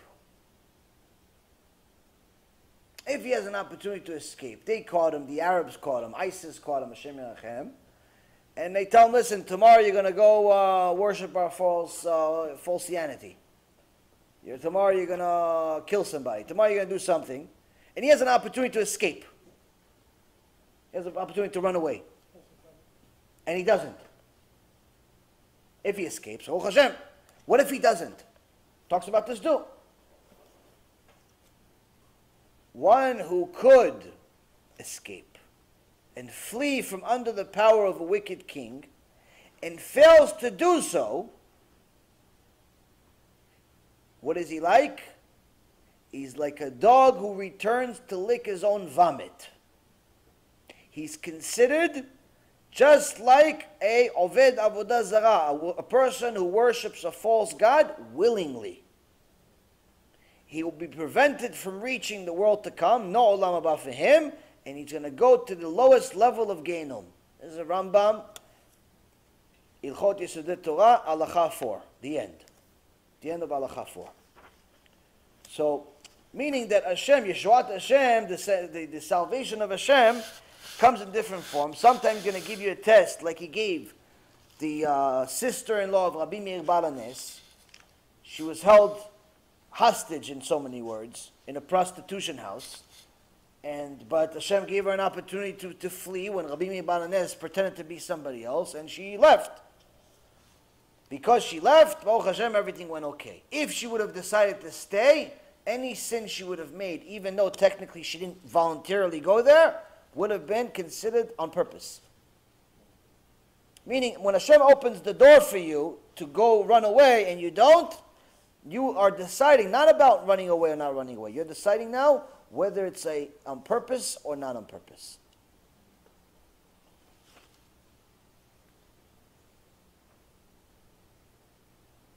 So now let's talk about some of these things. Avodah Zarah, most people don't think that we have Avodah Zarah anymore in the world. Now, it's been a while since we talked about wigs. That's true. You missed last week's lecture. So now there was a few people in New York, when I went to New York, and we mentioned the whole issue of Avodah Zarah in the wigs, that were screaming in the background halachic terms, sfek, sfeka, sfek, sfek, sfeka, double doubts, doubt, this, that. Because they read somewhere that somebody said that maybe there's a double safek, and if there's a double safek, that means it's permitted. And somebody just made a podcast recently, a 2-part podcast that wastes any listener's time and also causes them to sin because they make you believe as if they're right. All predominantly based on the argument that there is doubt or a double doubt in the issue of wigs being a korban, a sacrifice in Avodah Zarah. That wigs are part of Avodah Zarah that you're not allowed to enjoy. So, a dear friend of mine also mentioned this just the other day, and I figured that since I responded to him, it's important to respond to this also in English for people to know about this whole issue of sfek sfeka. Sfek sfeka, for anyone who doesn't know, it's an halachic term that if there is a safek, there's a doubt, of whether something is avodah zarah or not, still you judge it to chumrah.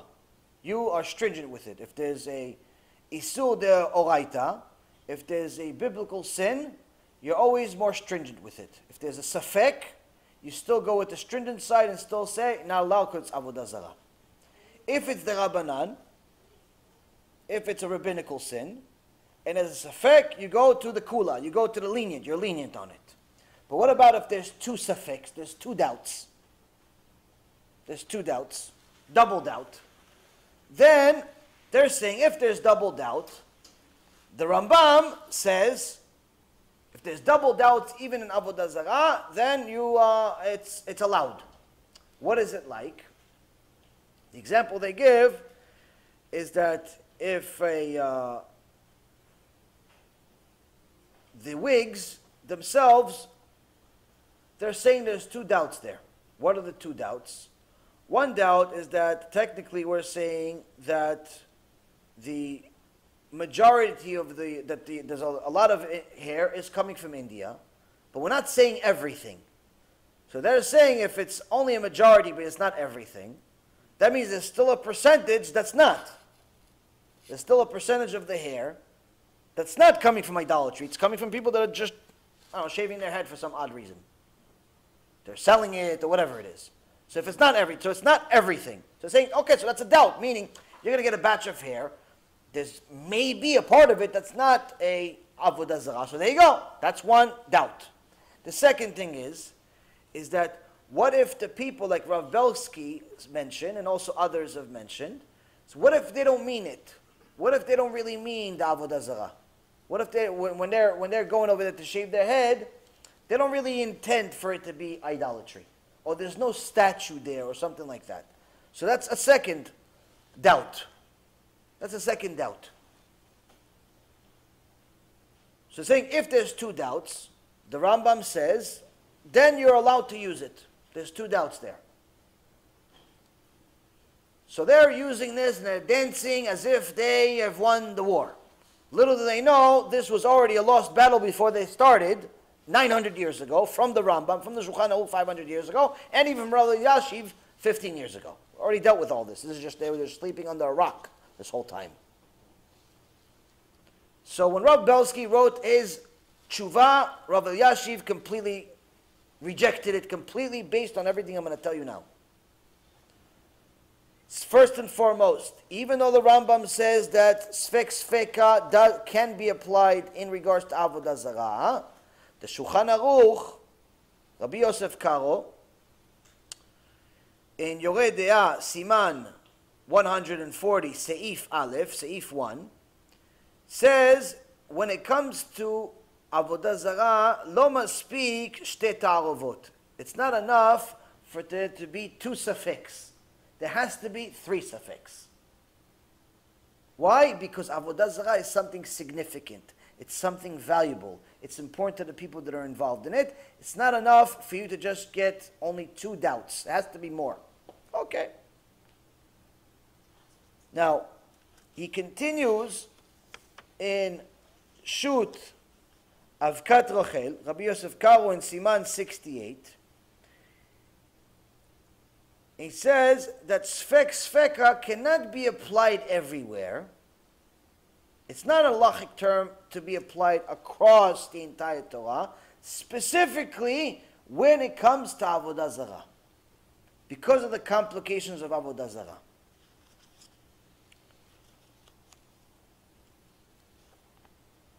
Now,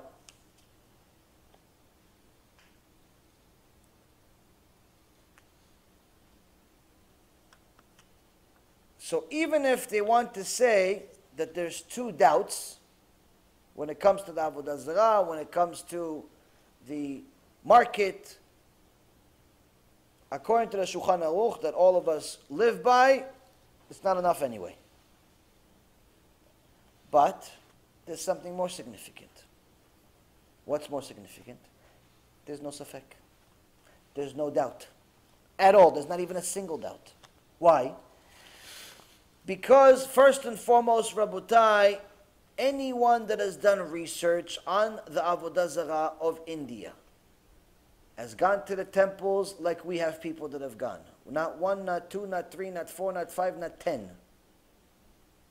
Anyone that has done real research on what's happening in India, there's no less than 3 different religions that specifically donate the hair to a false god.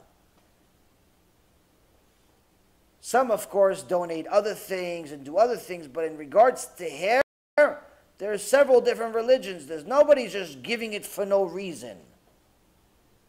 It's a known thing. It's to such an extent that almost 25 million people in India are donating their hair as part of their idolatry annually. This is more than the rest of the world combined. So it's not a safek of whether it's avodah zarah or not if you know what they're doing over there, if you know what avodah zarah is. If you talk to the priests, if you talk to go to the temples, not just talk to this woman that's an anthropologist and her opinion is that it's not. Or talk to some rabbi and his opinion is that it's not. Go talk to the people that are worshiping the idols. Go to the temples. Tell them, what's this whole temple about? So that's one. There's no safek there. The second thing is, there's also no safek when it comes to the market. Why? Because the bitul, as far as canceling out because there's a doubt, doesn't apply when it's a majority. What is it like? If, let's say, for example, you had 100 cuckoos, 100 ponytails, okay? And out of the 100, 40 of them, you know for sure, 40 of them came from avodah zarah. That's a minority. If you have multiple safeks other than this, that can cancel it out. But if out of the 100, it's 60, meaning a majority, 60%, a majority, even 1,000,000 safeks are not going to cancel it out. Why? Because it's now a majority. There is no doubt that Indian hair is the majority of the hair on the planet, being put in extensions and wigs and so on. There's no doubt. It's a known thing. It's not my opinion. It's not Rav Yashiv Alav Shalom's opinion. It's not anyone's opinion. It's a reality. Why is it a reality? Because Indian hair, according to real research, is the only hair that has the perfect equation to fit the market. What is it? First and foremost, it's the most plentiful in the world. No other market can compete with it. No other company, no other country, no other religion can ever supply anywhere near as much hair as the Indian market. Even if you go to China and they're giving you hair from dead people, which is also not allowed, but let's say you found enough safeks that somehow you made it allowed. You made taref kasher. It's still not anywhere near enough. Why? Because if you took the hair of all the dead people in the entire world that die annually, you're still not coming up with 18 million. And India is 25 million per year alive. Meaning, you took out all the dead people of the entire world, not just China. The entire world is 18 million. The living donors to the korbanot, to the avodah zarah in India is 25 million. Meaning that there's no way that even China can compete. If you go to Cambodia, as I told you guys last week, people say, oh yeah, some people are getting hair from Cambodia now.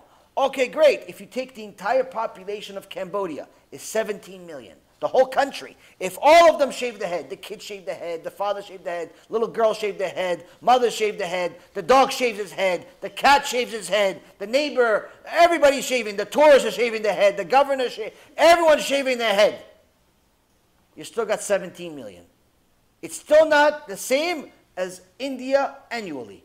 And on top of that, even if you got all of them hypothetically to shave their head, it's still not going to supply the market. Why? Because it kills their market for the next 10 years. You can't shave their head again next year, or the year after that, or the year, because it takes a while for it to grow. India is an unlimited supply, 1.5 billion people. Every year you have 25 million donating hair all over again. They're going to come back in 10 years. The others are coming every year. Even if they doubled or tripled and became 50 or 100 million, it still wouldn't change much.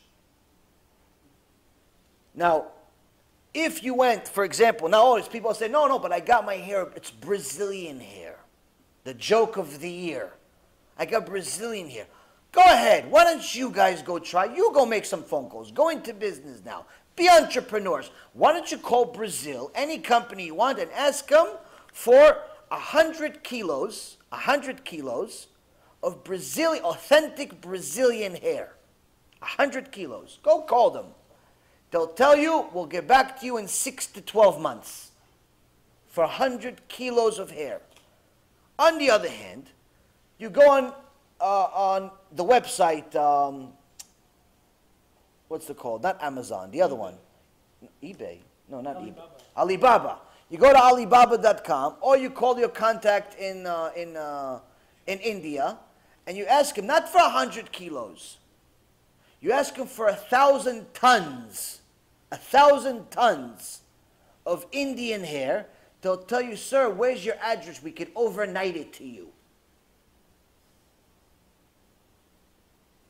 Overnight. You go to England, I want English hair.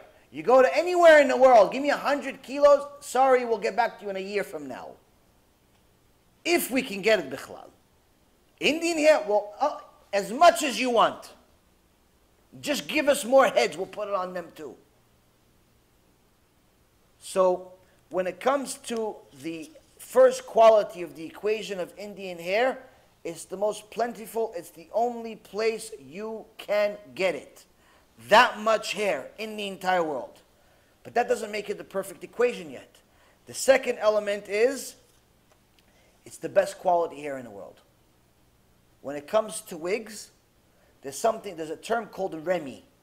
Remi means that it's coming from the roots. When they shave the Indian people, the Hindu people, they shave the hair mamash to the scalp. You see them bald like a little pool table bald. A little shiny head. Now, mamash, they go deep into the roots, and they get mamash into the roots. So the hair is considered the highest quality because it won't tangle. If you have hair coming from, like they make you believe, it's coming from hairbrushes. Some people actually believe this nonsense, that the entire wig market is coming from people's hairbrushes.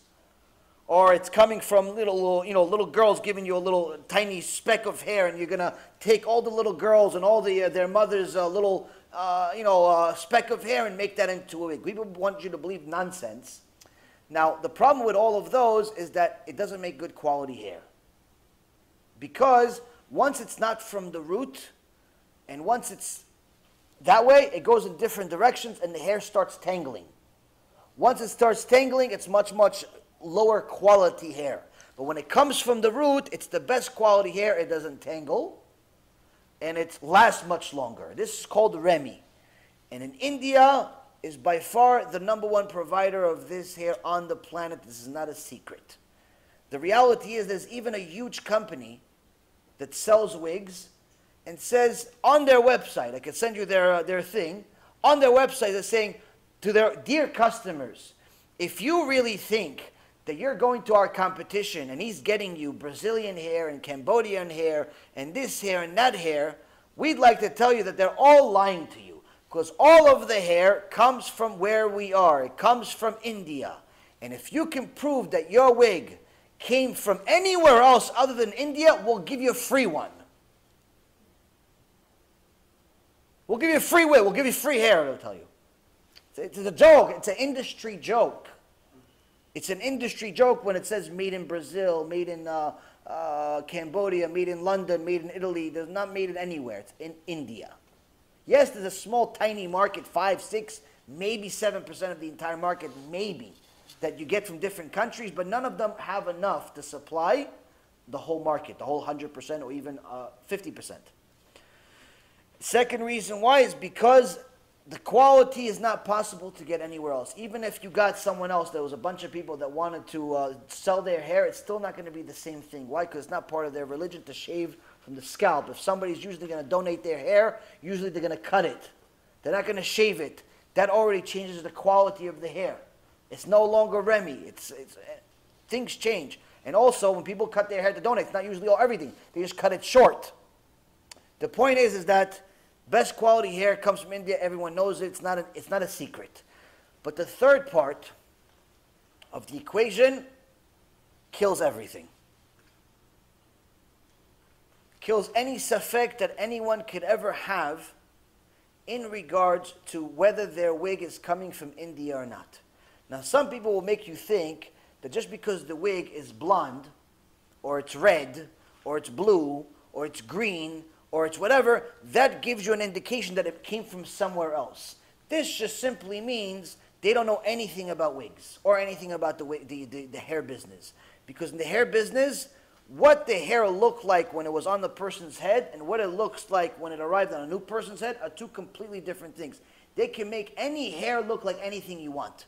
You can make it blonde, like it just came from one of these, what is it called?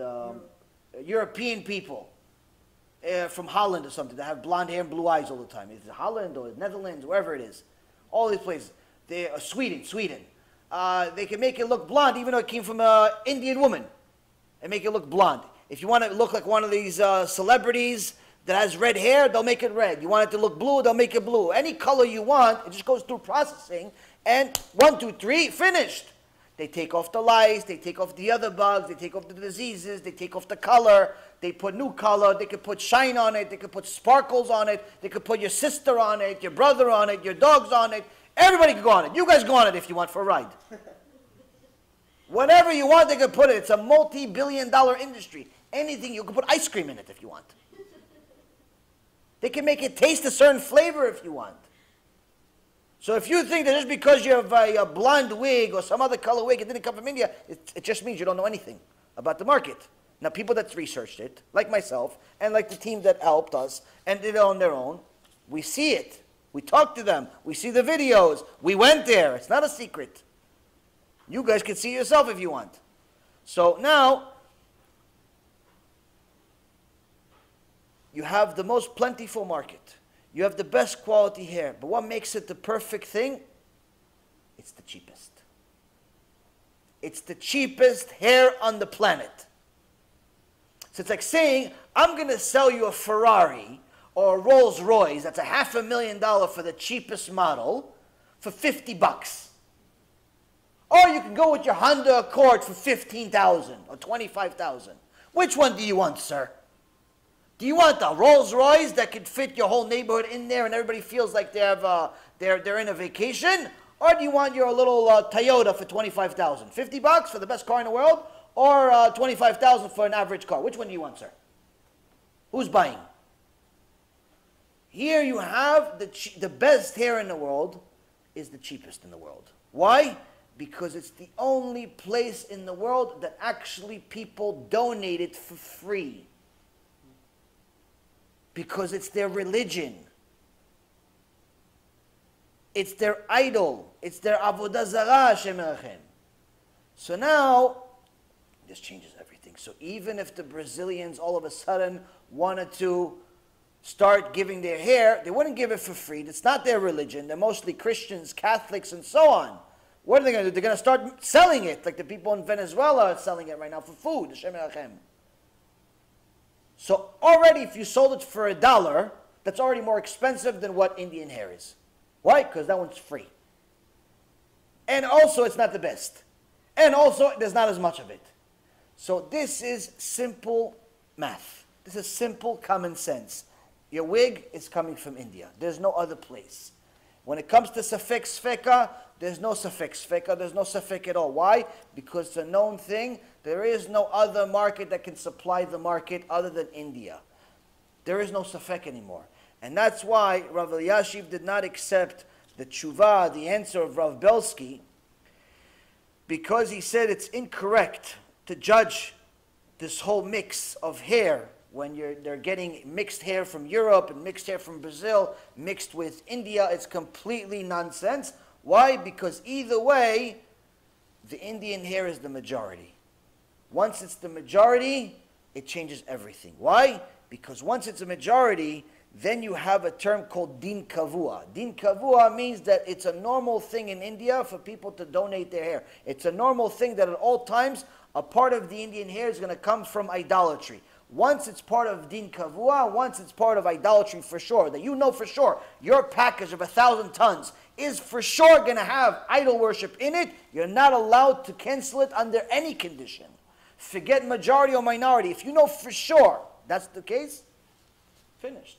Once it's the majority, it's even more finished.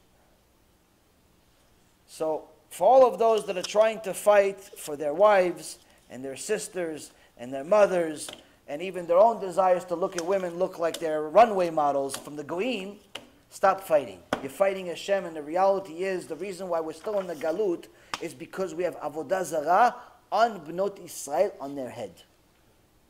On their head we have it. It's not a doubt. It's not a debate. It's not a machloket. There's a truth and there's emet. There's a emet and there's a lie. There's shekel. Which one you want to be? You had a question? So the next thing is, when it comes to Gilui Arayot. Gilui Arayot is unfortunately connected to the same thing. This immorality is not always just the sex crimes. It's also the issues of immodesty. Rav Nisim Yagen Alav Shalom used to scream out at the top of his lungs, at least in half the shiurim. Anyone that goes to a mixed beach, it's better that they die and not go to a mixed beach. It's 100% Gilui Arayot. 100% Gilui Arayot to go to a mixed beach, to a mixed pool. 100%. There's no doubt. There's no debate. It's 100% Gilui Arayot. Today you see religious people thinking they're religious. Say, oh, you want to come to the beach? With the keep on. I had a guy tell me the other day, yeah, I'm religious. I go, oh, so tell me about yourself. He said, oh, yeah, I go to the beach. I said, who told you you're allowed to go on the beach? He goes, no one, but I figured it's okay. You have to do tshuva. You have to do tshuva. People simply don't know, because they don't think it's Gilui Arayot. They think Gilui Arayot is just incest. Guy being with his sister or his mother, Shem Yachem, all types of craziness. No, Gilui Arayot is also connected to immodesty. This, unfortunately, is also connected to the same wig. It's also connected to the same issues, because the reason why you're going to see mostly men fighting for the permission, for the eter of wigs, is because men are not able to control themselves. It's not even the women. If the men watch their eyes, the women will start wearing hats. The women will start wearing the mitpachat. They'd have no problem. But because their husband can't watch their eyes, because the husband is hugging every other woman member of his keilah as if he's friendly, the wife doesn't feel the confidence she should, because she thinks her husband is looking at every woman that walks into the shul. Some of these places, you call them shuls, some of these places the rabbi kisses the members, women members. Kisses them, hugs them like we're friends, we're buddies, kisses them and hugs them. Gilui Arayot, Gilui Arayot. You touch the hand of another married woman, it's Gilui Arayot. You're kissing another woman that's not your wife, it's Gilui Arayot. You're hugging her like, the Rambam says, even hugging your sister when she's single is stupid. Allowed, but it's stupid. If she's married, you're not allowed to. If she's not married, it's allowed, but it's stupid. Only stupid people do it.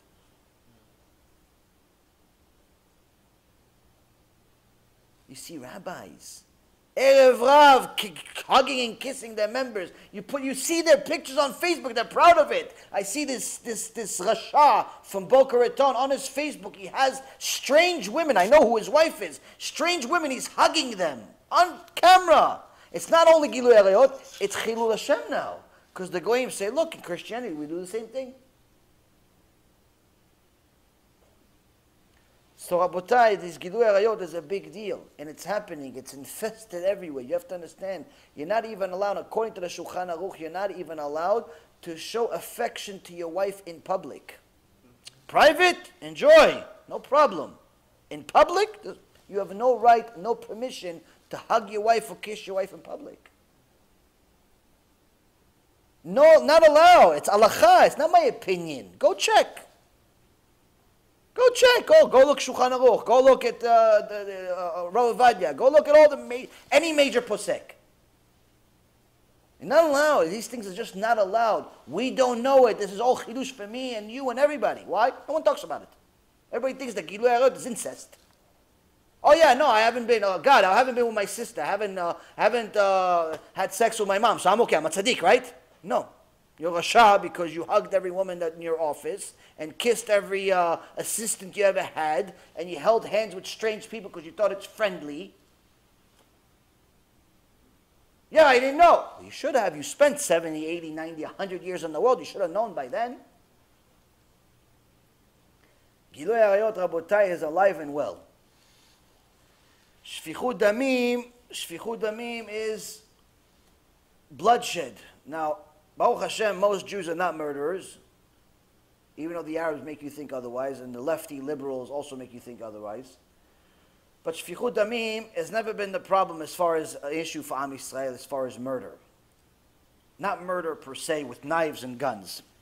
The problem we had from the time of the generation of Noach to the generation of the first Bet HaMikdash and second Bet HaMikdash, that the prophet Jeremiah says is we had shfichut damim. We lost the Bet HaMikdash because of shfichut damim. What's shfichut damim? Wasting seed. When a man wastes seed, it's considered 100% shfichut damim. It's considered 100% bloodshed, murder. And as much as people want to make fun of it, don't worry. There's plenty of room for you in Gehenom, not only for making the sin, but also for making fun of it too. You could look at the Zohar, you could look at Parashat Shavua, you could look at Chachamim and the Gemara and Mishnah. You look at any Sefer Tzadikim, and they'll tell you exactly what you're saying is. This is not my opinion. A guy that continues to waste seed on purpose, knowing it's not allowed, has no share of the world to come. Why? Because every single time he wastes seed, where does it go to? It goes to the Satan. And what does the Gemara says is this equivalent to? It's considered idolatry. Why? Just like when you make a mitzvah, you bring a korban to Hashem. When you waste seed, you bring a korban to the Satan himself. This is why, if you notice, all of these people that worship the Satan on purpose, usually it's through blood or semen. Usually the initiation act on a regular, what they do is they give their blood, the actual physical blood, and also their semen. That's part of the act of being a Satanist or whatever you want to call it. Why? Because this creates a lot of major problems in the world, but also is one of the things that gives people that want this tum'ah in their life, to be involved with shedim, with all types of spirits, and so on. This is the entry. This is the entry.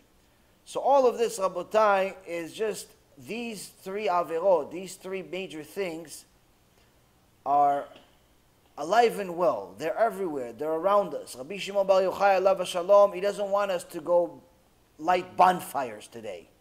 He wants us to learn this stuff. Why? So we can get to the same place he's at right now in Gan Eden. Having bonfires is fun as long as it comes with some Torah. But if all it comes with is potato chips and steaks and all types of dancing, that's not what Rabbi Shimon wanted. So the issue is that when a person wants to make themselves kadosh, there are special things that he can win. There's special things that he can benefit from. So the Rama, I heard a story about him just the other day. It's mamash unbelievable. This is 444 years ago. The Rama, when he died, the number 33 appeared in multiple places. odd things. 33rd day, 33rd of I think it was the Omer, 33rd Parashai thing. Oh, it was different. Number 33 appeared in multiple places. I think he was 33 also. So, in his honor, they wanted to give 33 espedim, 33 things that people will say at his funeral. They got to number 32, and they ran out. They didn't have number 33. They didn't have anything else to say. And they really wanted to honor him. He was the Gdol Adol. They wanted to honor him, and the big rabbis were saying, if anybody knows a story about him and he's not sharing it, and because of them, we're not going to get to number 33, just so you know, there's a sin on you. So these two Talmidim of the Rama said, okay, now that you said that, we have to do it. Because now it's Pikuach Nefesh. If you're saying that the sin's on us, then it's Pikuach Nefesh. But the Rama himself told us not to say it. But since our life is in danger, we're allowed to say it. We know the story is true because we were the witness to this story. What's the story? He said, some years ago there was a magifa, there was a plague. Where? Specifically in the area of Am Yisrael. Mamash, people were dying left and right on a daily basis, and no one knew what was happening. No one knew why the Jews were dying. Regularly, dying every day. No one knew, praying, fasting, mitzvot. No one knew what was happening. People were dying every day. They went to the Rama.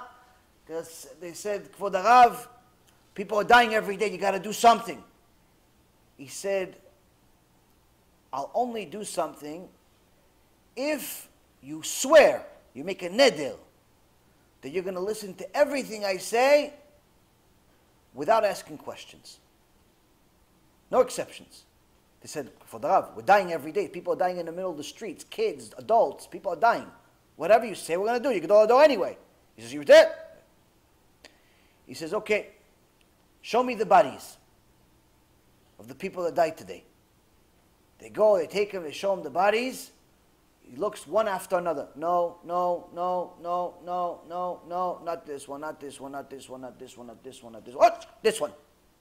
Take this one, tie him to a horse, and ride the horse, dragging this body until you have literally nothing left. Only you have little balls left of meat.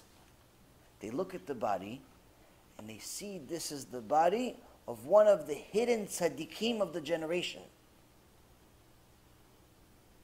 They say, for the Rav, you sure this is him? I told you no questions. But for the Rav, he's a tzaddik, he's kadosh, everyone knew, Talmid Chacham, someone that's a mevazeh of a Talmid Chacham, has no share of the world to come. Come on, for the Rav. I said, no questions.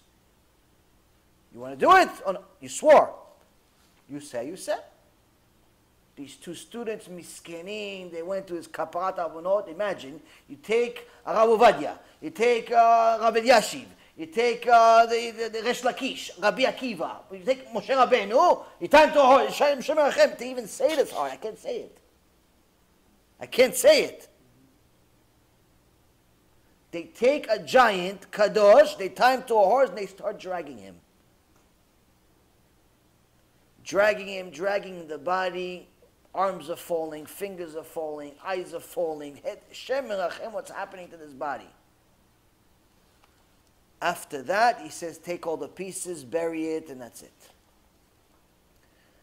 Later that night, the Rama has a dream.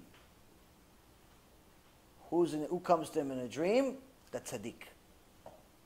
The tzaddik comes to the Rama and he says to him, why'd you do this to me? I was tzaddik. I learned Torah my whole life. I did chesed. I honored Hashem. I died on Kiddush Hashem. I did everything on Hashem. Hashem. Why'd you do this to me? You know that I went up to Shamayim and they said, Gan Eden, Gan Eden. Oh, hold on a second. The Rama, look what the Rama is doing to his body. He's dragging his body throughout the whole town. The Rama might know something that we know. The angels are saying in Shamayim, they're about to let the tzaddik into Gan Eden. They say, wait, before we let him in, look at what the Rama is doing. The Rama knows something we don't know. You're not allowed to go Gan Eden. Go talk to him. They tell the guy, the soul of the guy that was supposed to go to Gan Eden, go talk to the Rama, ask him why he's doing it to you, because he's doing, maybe you don't deserve to go to Gan Eden. There's something we don't know. Imagine, you learn some books, some books. You get to a point where the angels say, he knows something we don't know. This guy cannot enter Gan Eden.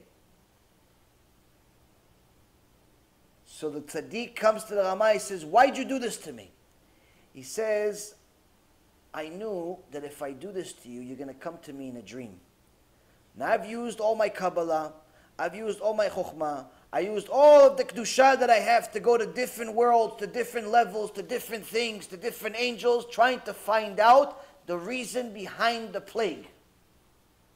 I can't find it.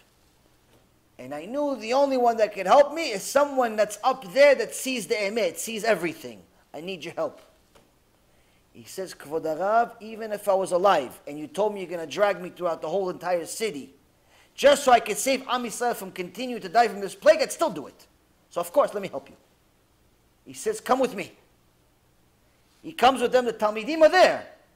He wakes up, says, guys, come. He's coming with us. They go to the cave. Some cave out of town. Talmidim are there watching this. They're not like, he's not alone. There's witnesses. The guys that are telling the story. He says, we see him, he's walking, he knows where he's going. He tells them, go into the cave. In the end of the cave, you're going to see someone. And you're going to figure it out on your own over there. They go into the cave, they see one of the fake babut. One of the fake rabbis. One of the erev rav, but everyone thinks he's a giant. What is he doing? Gilui arayot. What is he doing? Gilui arayot. They see he's doing something, toivat Hashem, disgusting in the eyes of Hashem. Rama says, kill him right now. Cut him to pieces. They kill him, immediately the whole plague stops.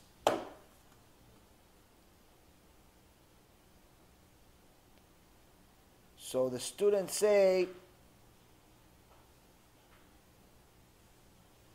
this is not a story. We were there. Later on, his wife of this fake rabbi was looking for him, says, I can't find him, I want to get married again. And they went to the Rama and they said, okay, listen, we can't find the rabbi. He goes, no worry, she's okay. She could get remarried. He goes, why? You can't get remarried unless you know for sure that the husband died or divorced or something. He goes, no, she's okay. She goes, but we don't judge halacha based on Ruach HaKodesh. You may know something, but we can't judge halacha based on it. He goes, it's not Ruach HaKodesh. I know. He goes, okay, you know what? I'll bring my students. He brings the students. He goes, guys, this is the wife. Is she allowed to get remarried or no? They say she's allowed. He goes, we're two witnesses. Two witnesses, finished. So the point of the story, Rabotai, is this is not 1,000,000 years ago. This is not Moshe Rabbeinu. This is not Rabbi Shimon Bar Yochai. This is a few hundred years ago. This is Ramah. This is Kodesh Kodashim of what a person can do with Torah. Once you have Torah, you could literally change nature around you. If you have money problems, if you have health problems, if you have any problems, you could change everything. Unfortunately, I just heard some horrible news. One of the top suppliers of wigs in the world, a Jewish guy, located in Europe, I'm not going to mention exactly where because you could easily figure it out, just found out his son has leukemia. His son has leukemia. What are these diseases? What are these diseases? These diseases are when you have something foreign in your body. When you have something foreign in your body, a cancer, Hashem Merachem, is a cell that replicates itself multiple, infinite amount of times and takes over the body. It's a foreign cell. What's Avodah Zarah? What's Avodah Zarah? Foreign God. You put foreign gods on people's heads, Hashem's going to talk to you also. Chas v'shalom, we don't want anyone to die. Just do tshuva. Close the store. Close the shop. Anyone that's listening to this wants to tear my hair apart, no problem. I don't care about me. Let me be a korban. But go save that little boy. Go, he doesn't deserve to die because of his father's stupid mistakes or his mother's stupid mistakes. It's not a secret that it's from Avodah Zarah. It's not a secret. It's not a secret that it's Avodah Zarah. Everyone knows, especially if you're in a business. I bet anything. I bet my life. They close the store. They close the whole thing. You see the kid healed. You see the kid healed. Why? It's the same thing. It's kal v'chomer. It's easy to say. It's easy to see. You have to be blind not to see. You're putting a foreign thing on Bnot Israel. What do you think? Hashem's not going to put a foreign thing into your son too? What do you think? It's the first story I heard about cancer? Second story I heard about cancer with these little kids? No, it's every story. Every other day, Hashem Echem. Every other day. This is what this mishnah is telling you. Hashem says, yes, we don't have the Sanhedrin anymore. But I'm still running the world. I'm still running the world. There's no free lunch. It's time for us to do tshuva, Rabotai. If you're religious, good, do tshuva. If you're not religious, good, do tshuva. If you're a Jew, you're a Gentile, you're a horse, you're a cat, if you're able to listen to this and understand the words that are coming out of your mouth, you have to do tshuva. The whole shiur is for me to do tshuva.